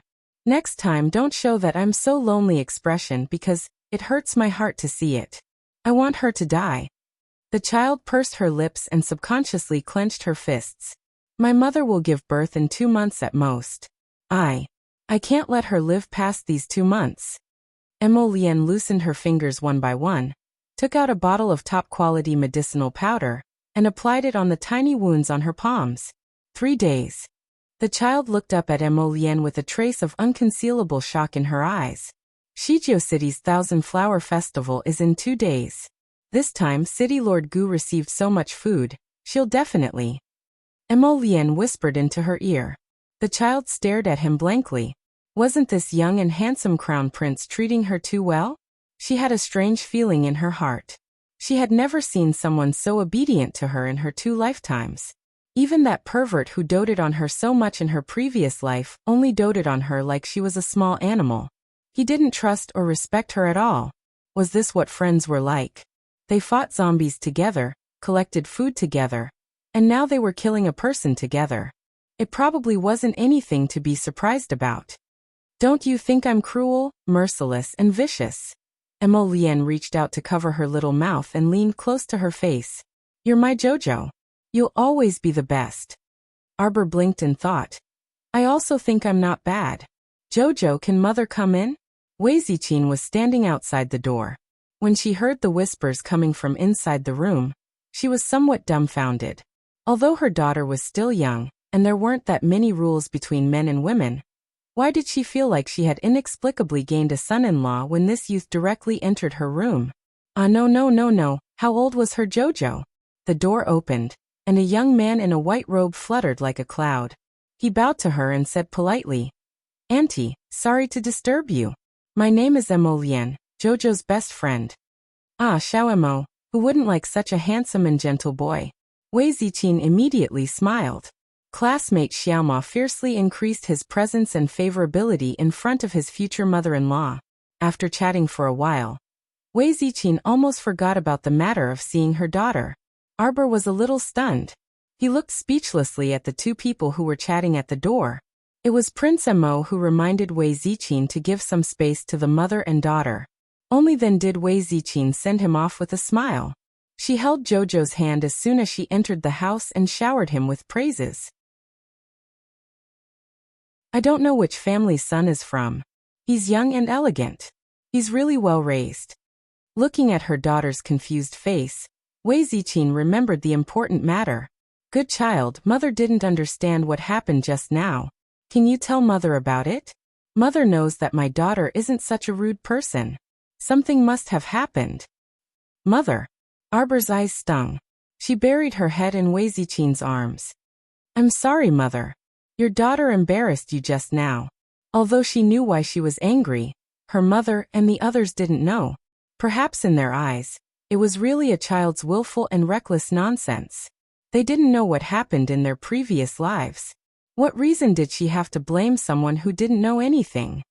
How could that be? You're such a silly child. Wei Ziqin hugged her daughter. You're so worried at such a young age.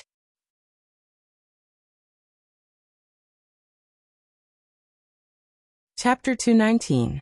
Wei Ziqin looked at her daughter and pulled her small hand. Actually, I was the one who brought your auntie one back. I bumped into her on the street when I went out yesterday.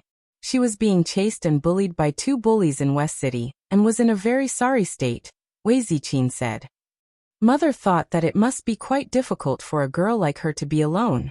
She has a soft personality, and doesn't even dare to speak loudly. At that time, she was in tears and kept begging me to take her in. So mother's heart softened. Is it because mother didn't handle this properly? Jojo, what happened just now? Why did you react so strongly? Arbor buried her head in her mother's embrace and shook her head. She said in a muffled voice, Mother, it's nothing. I just don't like outsiders coming into our family. Silly girl. Mother wants you to be happy. Since you don't like Rowan. Wei Ziqin smiled and hugged her daughter while patting her back. Xiaomu could no longer hear what Rowan said, and she gradually sank into her own thoughts. In reality, she originally did not want to deal with Rowan, so Xiaomu ignored this woman when they met in front of the city lord's estate. As long as Rowan obediently stayed far away from the Qiao family, She could not be bothered to waste energy on such a small character, and did not mind letting this little white flower go. But now, it seemed that the gears of fate would never stop turning. This when Rowan had quietly gotten close to their home again, and insisted on making her presence known. Since when Rowan insisted on asking for a beating, then don't blame her for being vicious and merciless. This woman would not live for more than 3 days anyway. Arbor did not attend dinner with the excuse that she was not feeling well. She also did not bother to look at that pretentious little white flower. No matter how much she tried to make her presence known, she was already a dead person. There was no need to argue with her. On the other hand, when Xiaolin heard that her older sister had returned, she kept clamoring to have dinner with her older sister, and was very lively. Wei Ziqin had no choice but to send her younger daughter to Arbor. The next day, Arbor received an invitation to the City Lord's mansion's banquet and gladly accepted it. City Lord Gu was exceptionally happy with the bountiful harvest from this trip to Qinghe town, especially since His Highness the Crown Prince was willing to honor him with his presence at the banquet. City Lord Gu was so excited that he spoke incoherently the entire night. All the survivors of the Qinghe town operation attended this banquet.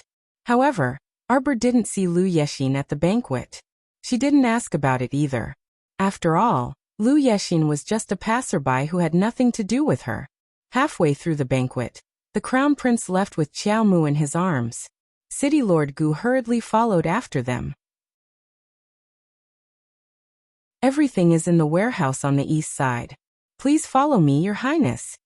City Lord Gu said respectfully. Hidden Flower and He Tian followed and looked at each other. His Highness really cares a lot about this little girl. Gu Qingfeng ordered someone to open the storeroom. The little girl's eyes lit up when she saw the supplies piled up inside. Previously, they had used up more than half of their bows and arrows in Qinghe town. Now there were twice as many weapons in the storehouse. It was just the right time to replenish their previous consumption. The Crown Prince turned to Gu Qingfeng and said, "You can leave first." Gu Qingfeng repeatedly agreed. He was extremely glad that he had befriended this little ancestor. After bowing, Gu Qingfeng said to Qiao Mu with a smile before leaving, "Miss Qiao's reward for this trip will be sent to your residence tomorrow. Your Highness, this humble subject will take his leave first."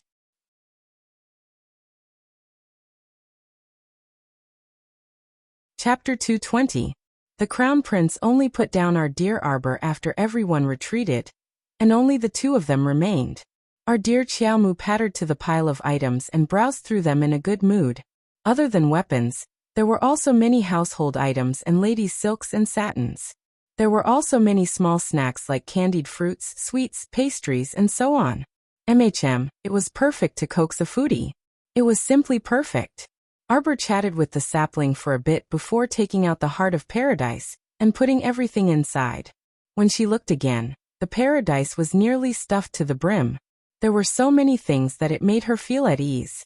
The little stoic stiffly pulled out a unique smile, which made a certain Crown Prince unable to restrain a smile. Master, a white figure flashed, and the little white squirrel pounced out of the paradise and sprawled on Arbor's small face. She was so angry that she spat out a mouthful of fur several times. After plucking the little white squirrel from her face, Arbor unceremoniously flung it outside. Screech! The little white squirrel nimbly somersaulted in midair, but before it could pounce back to its little master's side, a certain Crown Prince reached out and grabbed it. His Highness the Crown Prince swayed a certain little squirrel as his phoenix eyes narrowed meaningfully. This seemingly ordinary little critter seemed to be. Screech, screech, screech, screech, screech. The little white squirrel humanely hugged its head with its paws and curled up into a ball. Master, there's a terrifying youth here who wants to attack Chirpy. The Crown Prince. His cries were so mournful that those who didn't know would think he had done something deranged. The child pattered to the Crown Prince's side and raised her small hand. His Highness the Crown Prince naturally interpreted it as the child wanting a hug, so he bent down slightly and picked her up. Arbor. Something felt off. Master. The little white squirrel immediately jumped into her arms and rolled around. Give me 10 pieces of high-grade magnetite. The child poked the white squirrel's round body. The little white squirrel responded and jumped into the paradise, quickly carrying 10 mystic stones out. The child casually put away the heart of paradise. After skinning off the skins of the 10 pieces of magnetite, the little critter chirped twice at Arbor. The crown prince stared blankly until the child pushed all the magnetite into his arms. Only then did he regain his senses. His exquisite features seemed to be glowing as he smiled and said, "They're all for me?" The child nodded expressionlessly.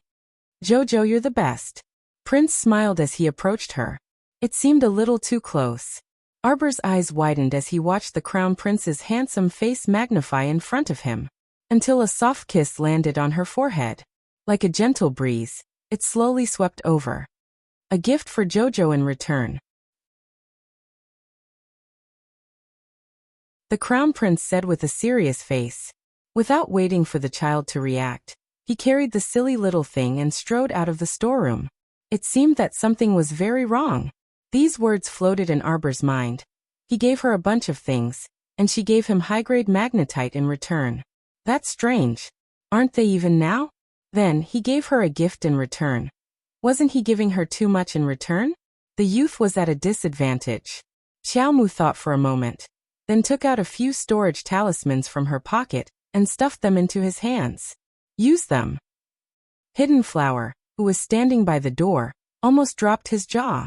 Why did he feel that the child's tone was so generous? The strangest thing was that his master actually kissed the little fellow's forehead repeatedly as if no one else was around. He even asked with a serious face, "Is this enough for a gift in return?" The child was dumbfounded. They were even again? His Highness was so shameless. Hidden Flower raised his hand to rub his nose, although he didn't know what the two were doing inside. But looking at the child's dumbfounded expression, she must have been black-bellied by His Highness.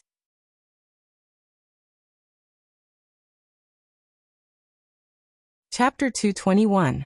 When the two returned to the banquet, the Crown Prince exchanged some pleasantries with the city lord. Gu Qingfeng had already received his subordinate's report that the entire storeroom had been emptied in an instant. He revered the little girl even more, thinking that the little girl's inner world must be extraordinary, so Daybreak Sex Li Xiang was the first to suffer when he wanted to spy on the little girl. TSK, I have to be more careful in the future and restrain my subordinates to not easily offend the little girl. Gu Qingfeng then mentioned the Thousand Flower Festival the day after tomorrow. It would be held from noon until night. Ever since the zombie disaster, the city hadn't held a large-scale entertainment event for the public for a long time, so City Lord Gu attached great importance to this event. After the Thousand Flower Festival's activities were arranged, the entire Shizhou city became lively. In addition, everyone heard that the top 3 winners of the Thousand Flower Festival would receive 50 caddies, and 20 caddies of grain, so everyone became excited. Every household moved their flowers to the plaza and registered to participate in this competition. Each of them rubbed their fists and rushed toward the grain. In the past, the first-place winner of the Thousand Flower Festival would be rewarded with 100 gold taels. Even so, those wealthy households were too lazy to participate. Normally, it was the small households that worked hard to participate in the competition and strive for 100 gold taels. But now even the rich families in the city had all taken action. They took out the most expensive flowers in their homes and carried them to the square to register. It was clear that in this era, gold taels and silver taels were not even half as precious as grain. For the citywide event, the city lord also specially ordered that the poor people in the eastern and western districts could also come to the middle district to watch. However, these poor people had to go through a certain inspection before entering the middle district, and were not allowed to bring any sharp weapons with them. As a result, everyone in Shizhou City, from 80-year-old ladies to 7- and 8-year-old children, talked about the Thousand Flower Festival enthusiastically. Their close friends formed groups of 3 to 5, and discussed how to travel together on that day. At dinner, Arbor finally showed up, making Qiao Zhongbang and his wife very happy. When the little white flower saw her, she immediately put down the chopsticks in her hand, and stood up aggrievedly to give up her seat. With a submissive expression, she went to elderly Lady Qiao's side and stood next to her like a little daughter-in-law who couldn't be shown in public. Arbor didn't even bother to look at this white flower out of the corner of his eye. He greeted his parents and second uncle and sat down to eat. Under Xiaoyao's "Young miss, try this one, try that one." She continued to serve the dishes, and enjoyed a decent dinner. When Rowan furtively glanced at the child, a hint of anger flowing through her eyes. There was such a sumptuous spread of food on the table, and this family was eating happily, completely ignoring her. Other than her aunt, who felt sorry for her and took her hand to ask her to sit down and eat together, the others treated her as if she was invisible and ignored her. Even Wei Ziqin, who had been very nice to her in the beginning, had become much colder to her these 2 days. She basically didn't talk to her much, so she didn't even know where to start. It was simply depressing. She still remembered the first day she came to the Qiao family. This family was very friendly to her, but everything changed drastically ever since that little B***tch Arbor returned. Elderly Lady Qiao had Sun Yang, who was serving beside her, add a stool for Wen Rowan, and when Rowan barely sat down, Arbor put down the small bowl in his hand and expressionlessly said, "I'm full. Father, mother, daughter will take her leave first." Everyone. Her meaning couldn't be more obvious. She clearly didn't want to see her.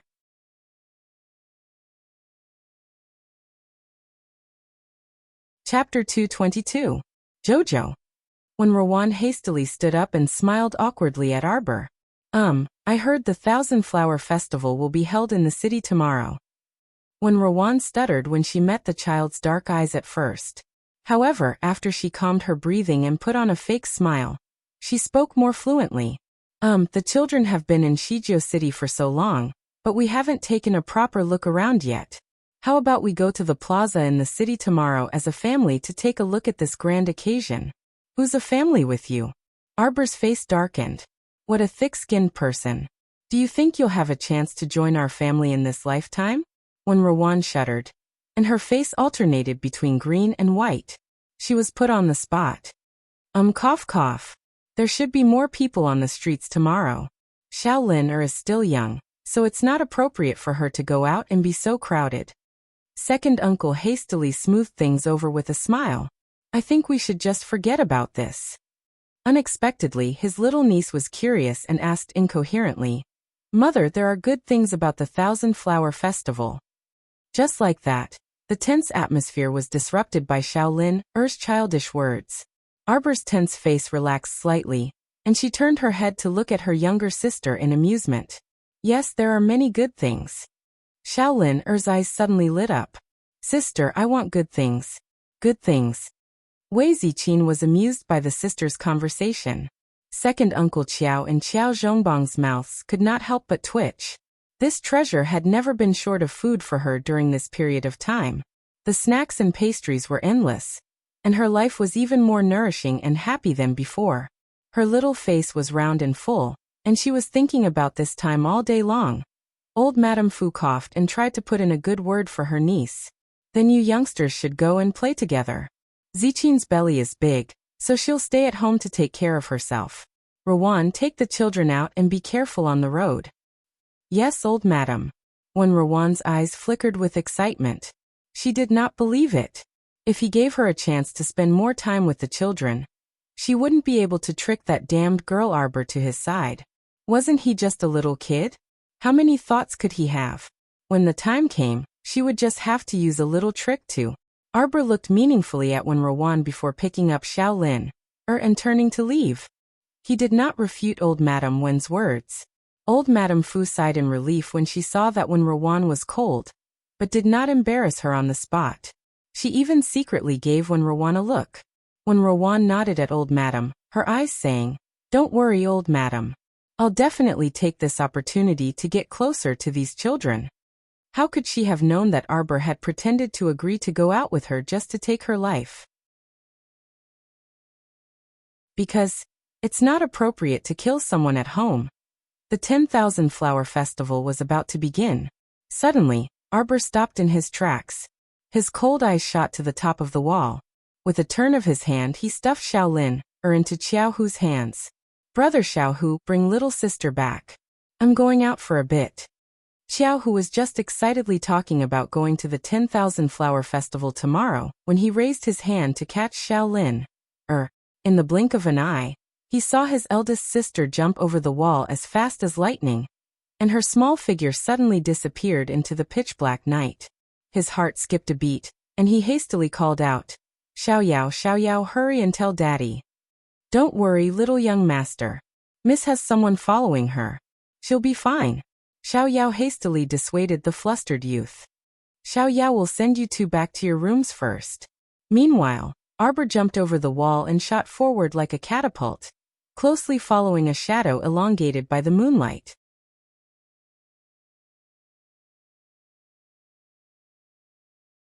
Chapter 223. Master, Miss has already given chase and Aoyi has also followed. Hui Feng stood solemnly in front of a carriage at the corner of the street and cupped his hands. The crown prince, who was resting with his eyes closed inside the carriage, slightly opened his phoenix eyes when he heard this. The carriage's exterior looked unremarkable, but the interior was actually filled with soft cushions, and every inch of the interior was wrapped in silk. The short table was delicately painted with green bamboo, and a large red brocade box was placed on top of it, right next to the crown prince's left. Hui Feng continued, "That person was discovered as soon as he jumped onto Miss's wall, so he didn't have time to do anything. He was chased by Miss until he jumped over the wall, and left in a sorry state like a stray dog." TSK. The crown prince chuckled disdainfully. Huiyan's lackeys were truly unreliable. "Let's go and take a look.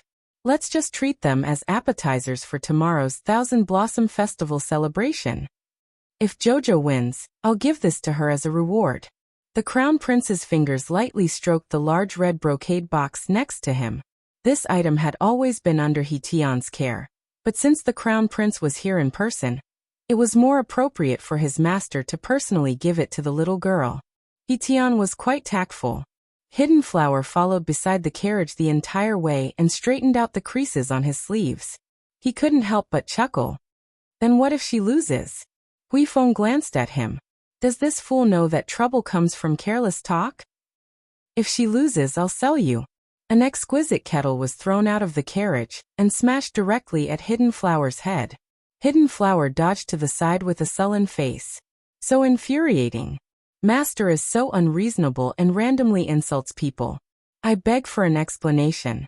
At this time, the man being chased by Arbor like a stray dog was already inexplicably sweating on his forehead. He simply didn't dare to believe that a level 4 mystic cultivator like him would be discovered the moment he stepped onto the other party's wall. This child was too strange. That speed of pursuit simply made him feel inexplicably apprehensive. Could it be that the person he encountered now was a tough nut to crack? The man swiftly ran toward the rendezvous point. "Damn little brat, since you want to follow me, then keep following me. Let's see how you'll die without a burial place then." Suddenly, a strong gust of wind hit his back.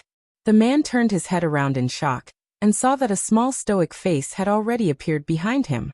She was holding a ferrule as black as ink, and she swung it at his back without any explanation.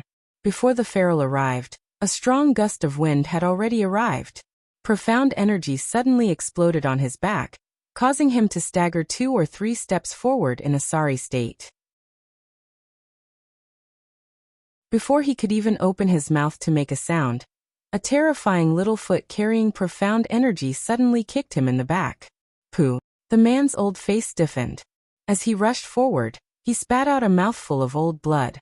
He felt as if his internal organs had been turned around in his body. Every part of his body was in pain. What a scary girl. I have to run. Sensing the approaching aura of death, the man didn't dare to stay any longer. He ran forward with all his might. Just now, he had already mobilized all the profound energy in his body to block that wretched girl's attack. But he was still injured. What did this mean? The man's eyes widened. This wretched girl's cultivation was higher than his. Why was this so? How old was she? Bang! Arbor swung her ferrule again in pursuit, but it missed. A beam of light formed by profound energy fiercely smashed several inches behind the man's heel, scaring him so much that his old face turned pale. He suddenly staggered and actually ran away at an extraordinary speed. The child wrinkled her brows and sniffed. She followed that man out of the city and ran toward the ruined western part of the city.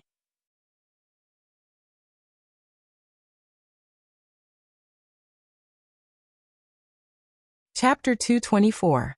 The *MN Girl. There's a path to heaven, but you don't want to take it. Let's see how fierce you'll be in a while. The man forced a smile and suddenly stopped and turned around. Arbor also stopped and turned her head to look at the two brawny men that appeared from the shadows. *MN Girl, it's not too late to beg for mercy now. From his appearance, the person who spoke looked like an ordinary farmer. His face was dark, and he looked honest and considerate. Xiao Mu coldly swept her gaze over the three people's faces in succession. Who sent you here? The dark-skinned man sneered. Go ask at King of Hell's Hall. Two immobilization talismans suddenly floated into the air, and suddenly split open when they hit two of the men. Before those two idiots could figure out what was going on, they were immediately immobilized on the spot, dumbstruck. Before they could react, Arbor turned around and charged at the dark-skinned man. You're courting death, the man roared, a trace of surprise flashing through his heart. This child actually had an immobilization talisman on her? According to their open and covert investigations over the past few days, they were very clear that this child was only a child from an ordinary family, but for some reason, His Highness favored her. Thinking of the mission the commandery princess assigned, the dark-skinned man, Nian Kuei, gritted his teeth and untied his weapon from his back. It was an iron-spiked club with provocative spikes that sparkled under the moonlight. *MN Girl. Don't think that you're amazing just because you're a mystic cultivator. Your body isn't even enough to fill the gaps between my teeth. Nian Kuei shouted and swung his spiked club at Arbor's head. When did I say that mystic cultivators are amazing? Arbor sneered. Her tiny body suddenly rose into the air, and with a light tap of her toes, she flipped over the man's head in an instant. She nimbly flipped her small body in the air, and suddenly stomped her two short legs on Nian Kuei's back with a heavy back strike. With the crisp sound of bones, Nian Kuei immediately howled and staggered forward, falling to the ground and kneeling like a toad. He lay on the ground and spat out a mouthful of blood. However, it's more than enough to deal with you alone.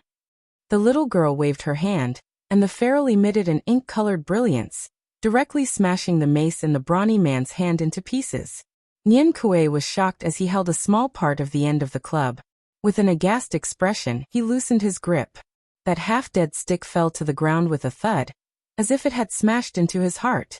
Arbor sensed something and looked back. He saw the crown prince, who was dressed in a black robe, getting off the carriage. His black hair fluttered in the wind, and he looked magnificent. The little fellow's eyes lit up as he hurriedly ran towards him. The corners of Hidden Flower's lips curled up as he thought to himself. As expected of my lord. From the age of 80 to the age of 8, he can charm everyone in the world. Hurry up. Help me extract a strand of his life soul. The little fellow rushed to the crown prince's side, and hurriedly grabbed his hand. Hidden Flower thought to himself, this savage bastard. Her eyes didn't light up just now because she was happy to see the crown prince, right? The crown prince naturally interpreted her action of rushing over to grab his hand as a request for a hug and caress. He reached out and picked her up. He rubbed her small head and said with a slightly displeased expression, what use can such a good-for-nothing be? If you want to use someone, just leave Hidden Flower behind. Master. Hidden Flower called out exaggeratedly and desperately squeezed out 2 drops of manly tears. Arbor turned to glance at Hidden Flower before turning back to the crown prince and saying, he's already crying, so you should keep him for yourself. Don't be so heartless. It's not easy being a subordinate. Hidden Flower and Huifeng both twitched their mouths. Aoyi, who was hiding in the dark, thought, then why did you freaking charge him back then?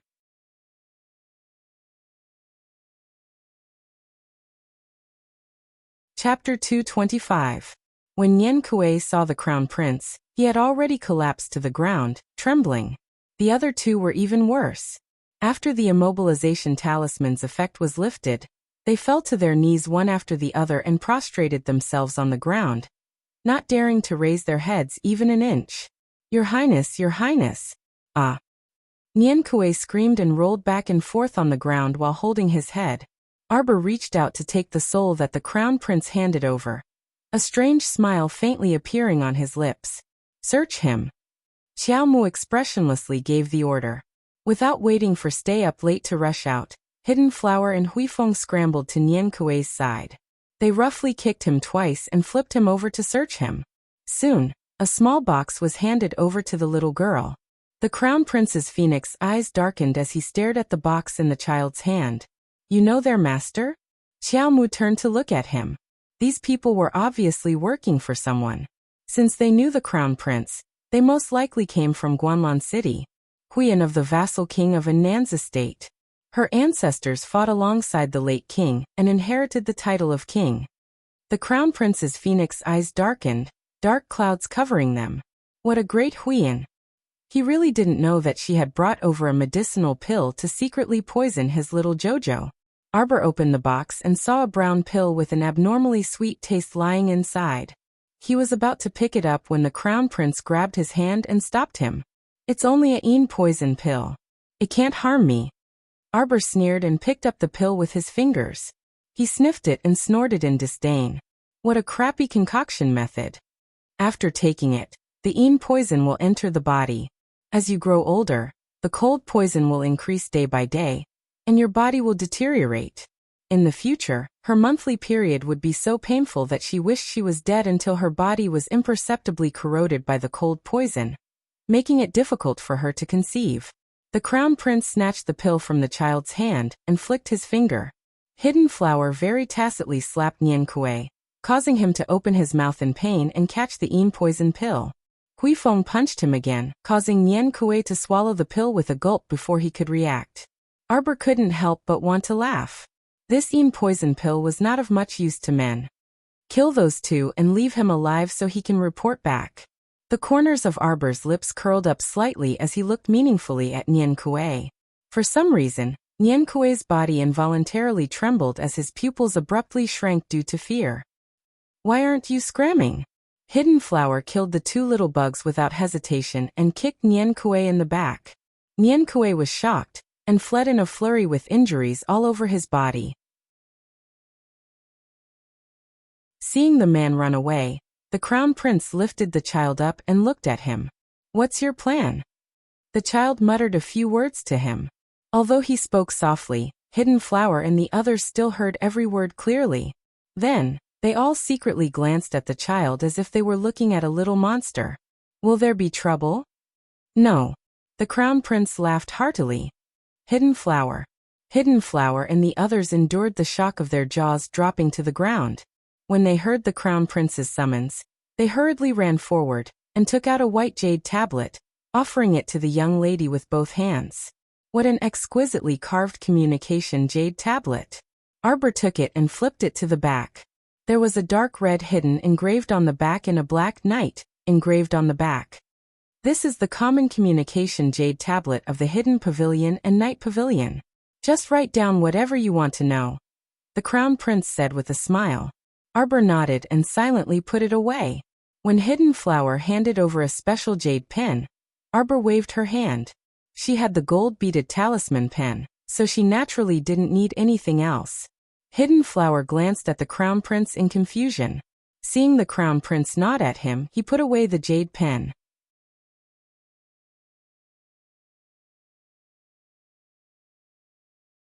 Chapter 226. Jojo, you've won, so there's a reward. Arbor reached out and hugged the brocade box the Crown Prince stuffed into his hands. When he opened it, his gaze was attracted by an ink-colored ring.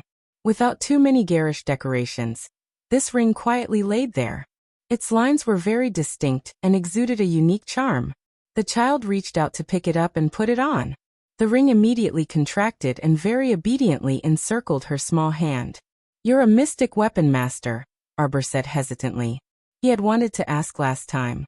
Previously, when he was dealing with the zombies, he concentrated all his mystic energy and actually drew out the fire spirit hidden inside the feral. And that fire spirit was extremely similar to the fire spirit the Crown Prince released with a flip of his hand no matter how he looked at it. Arbor guessed that this guy probably fused a trace of the fire spirit into the feral when he forged it. Emolian nodded with a smile. Smart. How about it, won't you try it? Arbor channeled a wisp of mystic energy into the ring. A wisp of light instantly erupted from the ring. Xiao Mu's face was stoic as she looked up at the transparent cover that enveloped her entire body from the top of her head. Her small mouth involuntarily twitched.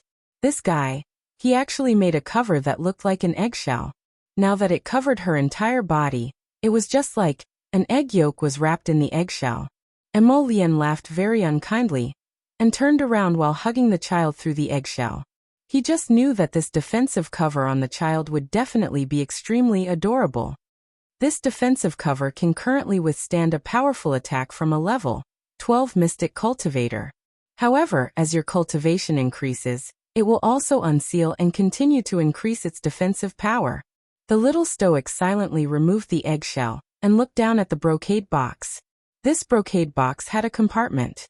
After removing the top layer, an ink-colored, glowing metallic doll was revealed.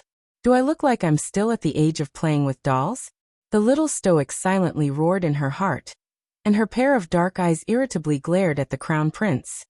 Here, put it on and try. The Crown Prince flipped his palm, revealing a small piece of fluorescent green stone. This is a spirit stone. Put it in its stomach. The little stoic did as he said, but her face was expressionless. Until, greetings, little master. The doll in the box suddenly jumped up and danced as if it had been injected with chicken blood. The child's eyes suddenly widened. He pointed at the little doll that suddenly moved and asked, "What is this? Isn't it fun?" The Crown Prince chuckled and poked the child's face. "This is a mechanical puppet. They could talk to you to relieve your boredom, send you letters, run errands, and inquire about information. The most important thing is that it can," the Crown Prince whispered into the little fellow's ear, "kill people. Murder? Such a tiny little thing?" Xiao Mu's eyes revealed a look that said, "I can stomp it flat with one foot." The Crown Prince couldn't help but laugh. "Try it. Come." The moment the child jumped down, the golem jumped down as well. It instantly grew to the size of an adult and punched the child's face. Oh my god. It could even grow bigger. This was simply too unconventional. Furthermore, from the looks of it, his strength was comparable to that of a 10th-rank body cultivator. No more fighting, no more fighting. This was simply bullying. The child ran a circle around the field, making Hidden Flower and the others secretly laugh. "Hurry and make it stop." The Crown Prince laughed in spite of himself. "It listens to you." Prince Emo slowly followed the child's short running legs and walked a circle. The child was startled and turned to look at the golem that was chasing after him with large strides. "Stop."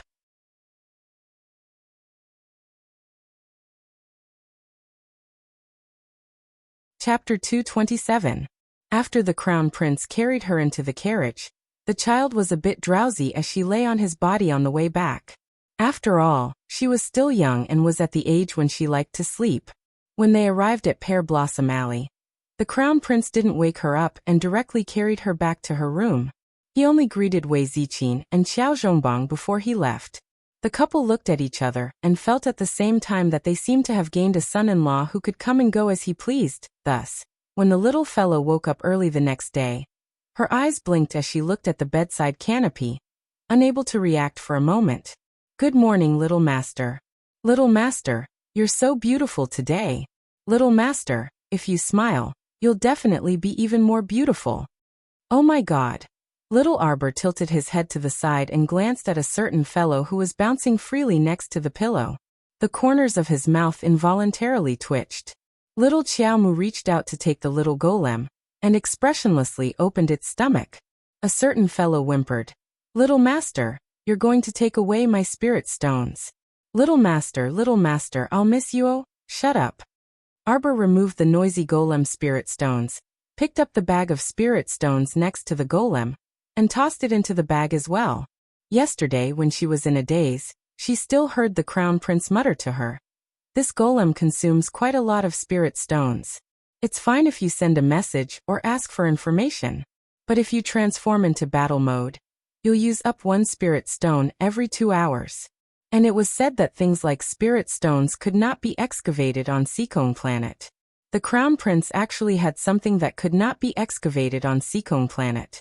Little Xiaomu thought about it and tossed it aside. She had many secrets anyway. The crown prince did not ask about the little tree's matter, so she naturally would not ask him about it. After putting on her clothes and putting away the golem and bag of spirit stones, Arbor opened the door and walked out. After taking a breath of fresh air, Arbor walked 2 steps along the corridor and suddenly stopped. She looked coldly at the 2 people whose backs were facing her in the small courtyard. Xiao Zhongbang truly did not expect to be stopped by Wen Ruan so early in the morning. Although the 2 of them kept a certain distance from each other, they still felt a little strange when they saw Miss Wen walking closer step by step in a mysterious manner. Miss Wen, if you have something to say, just say it. Xiao Zhongbang frowned and took 2 steps back. Wen Ruan smiled gently at Xiao Zhongbang and took out a white jade porcelain bottle from her sleeve. She handed it to him and said with a smile, "Big brother Qiao, there's a meridian healing pill inside. It'll definitely help your damaged mystic meridians greatly if you take it. Who knows, there might even be hope for the recovery of his profound veins." Xiao Zhongbang's eyelids suddenly twitched, and his slightly heated gaze landed on the porcelain bottle in Wen Ruan's hand. Miss Wen, I can't accept a reward without any effort. How can I accept such a valuable gift from you? Big brother Qiao, don't decline. I've always been grateful that you guys took me in, and I've always wanted to repay Big brother Qiao. Wen Ruan smiled gently and said softly, "Big brother Qiao, are you suspecting the origin of my pill? Don't worry. This pill was given to me by a Taoist priest who had the demeanor of a transcendent being. I helped him out a little, and he gave it to me.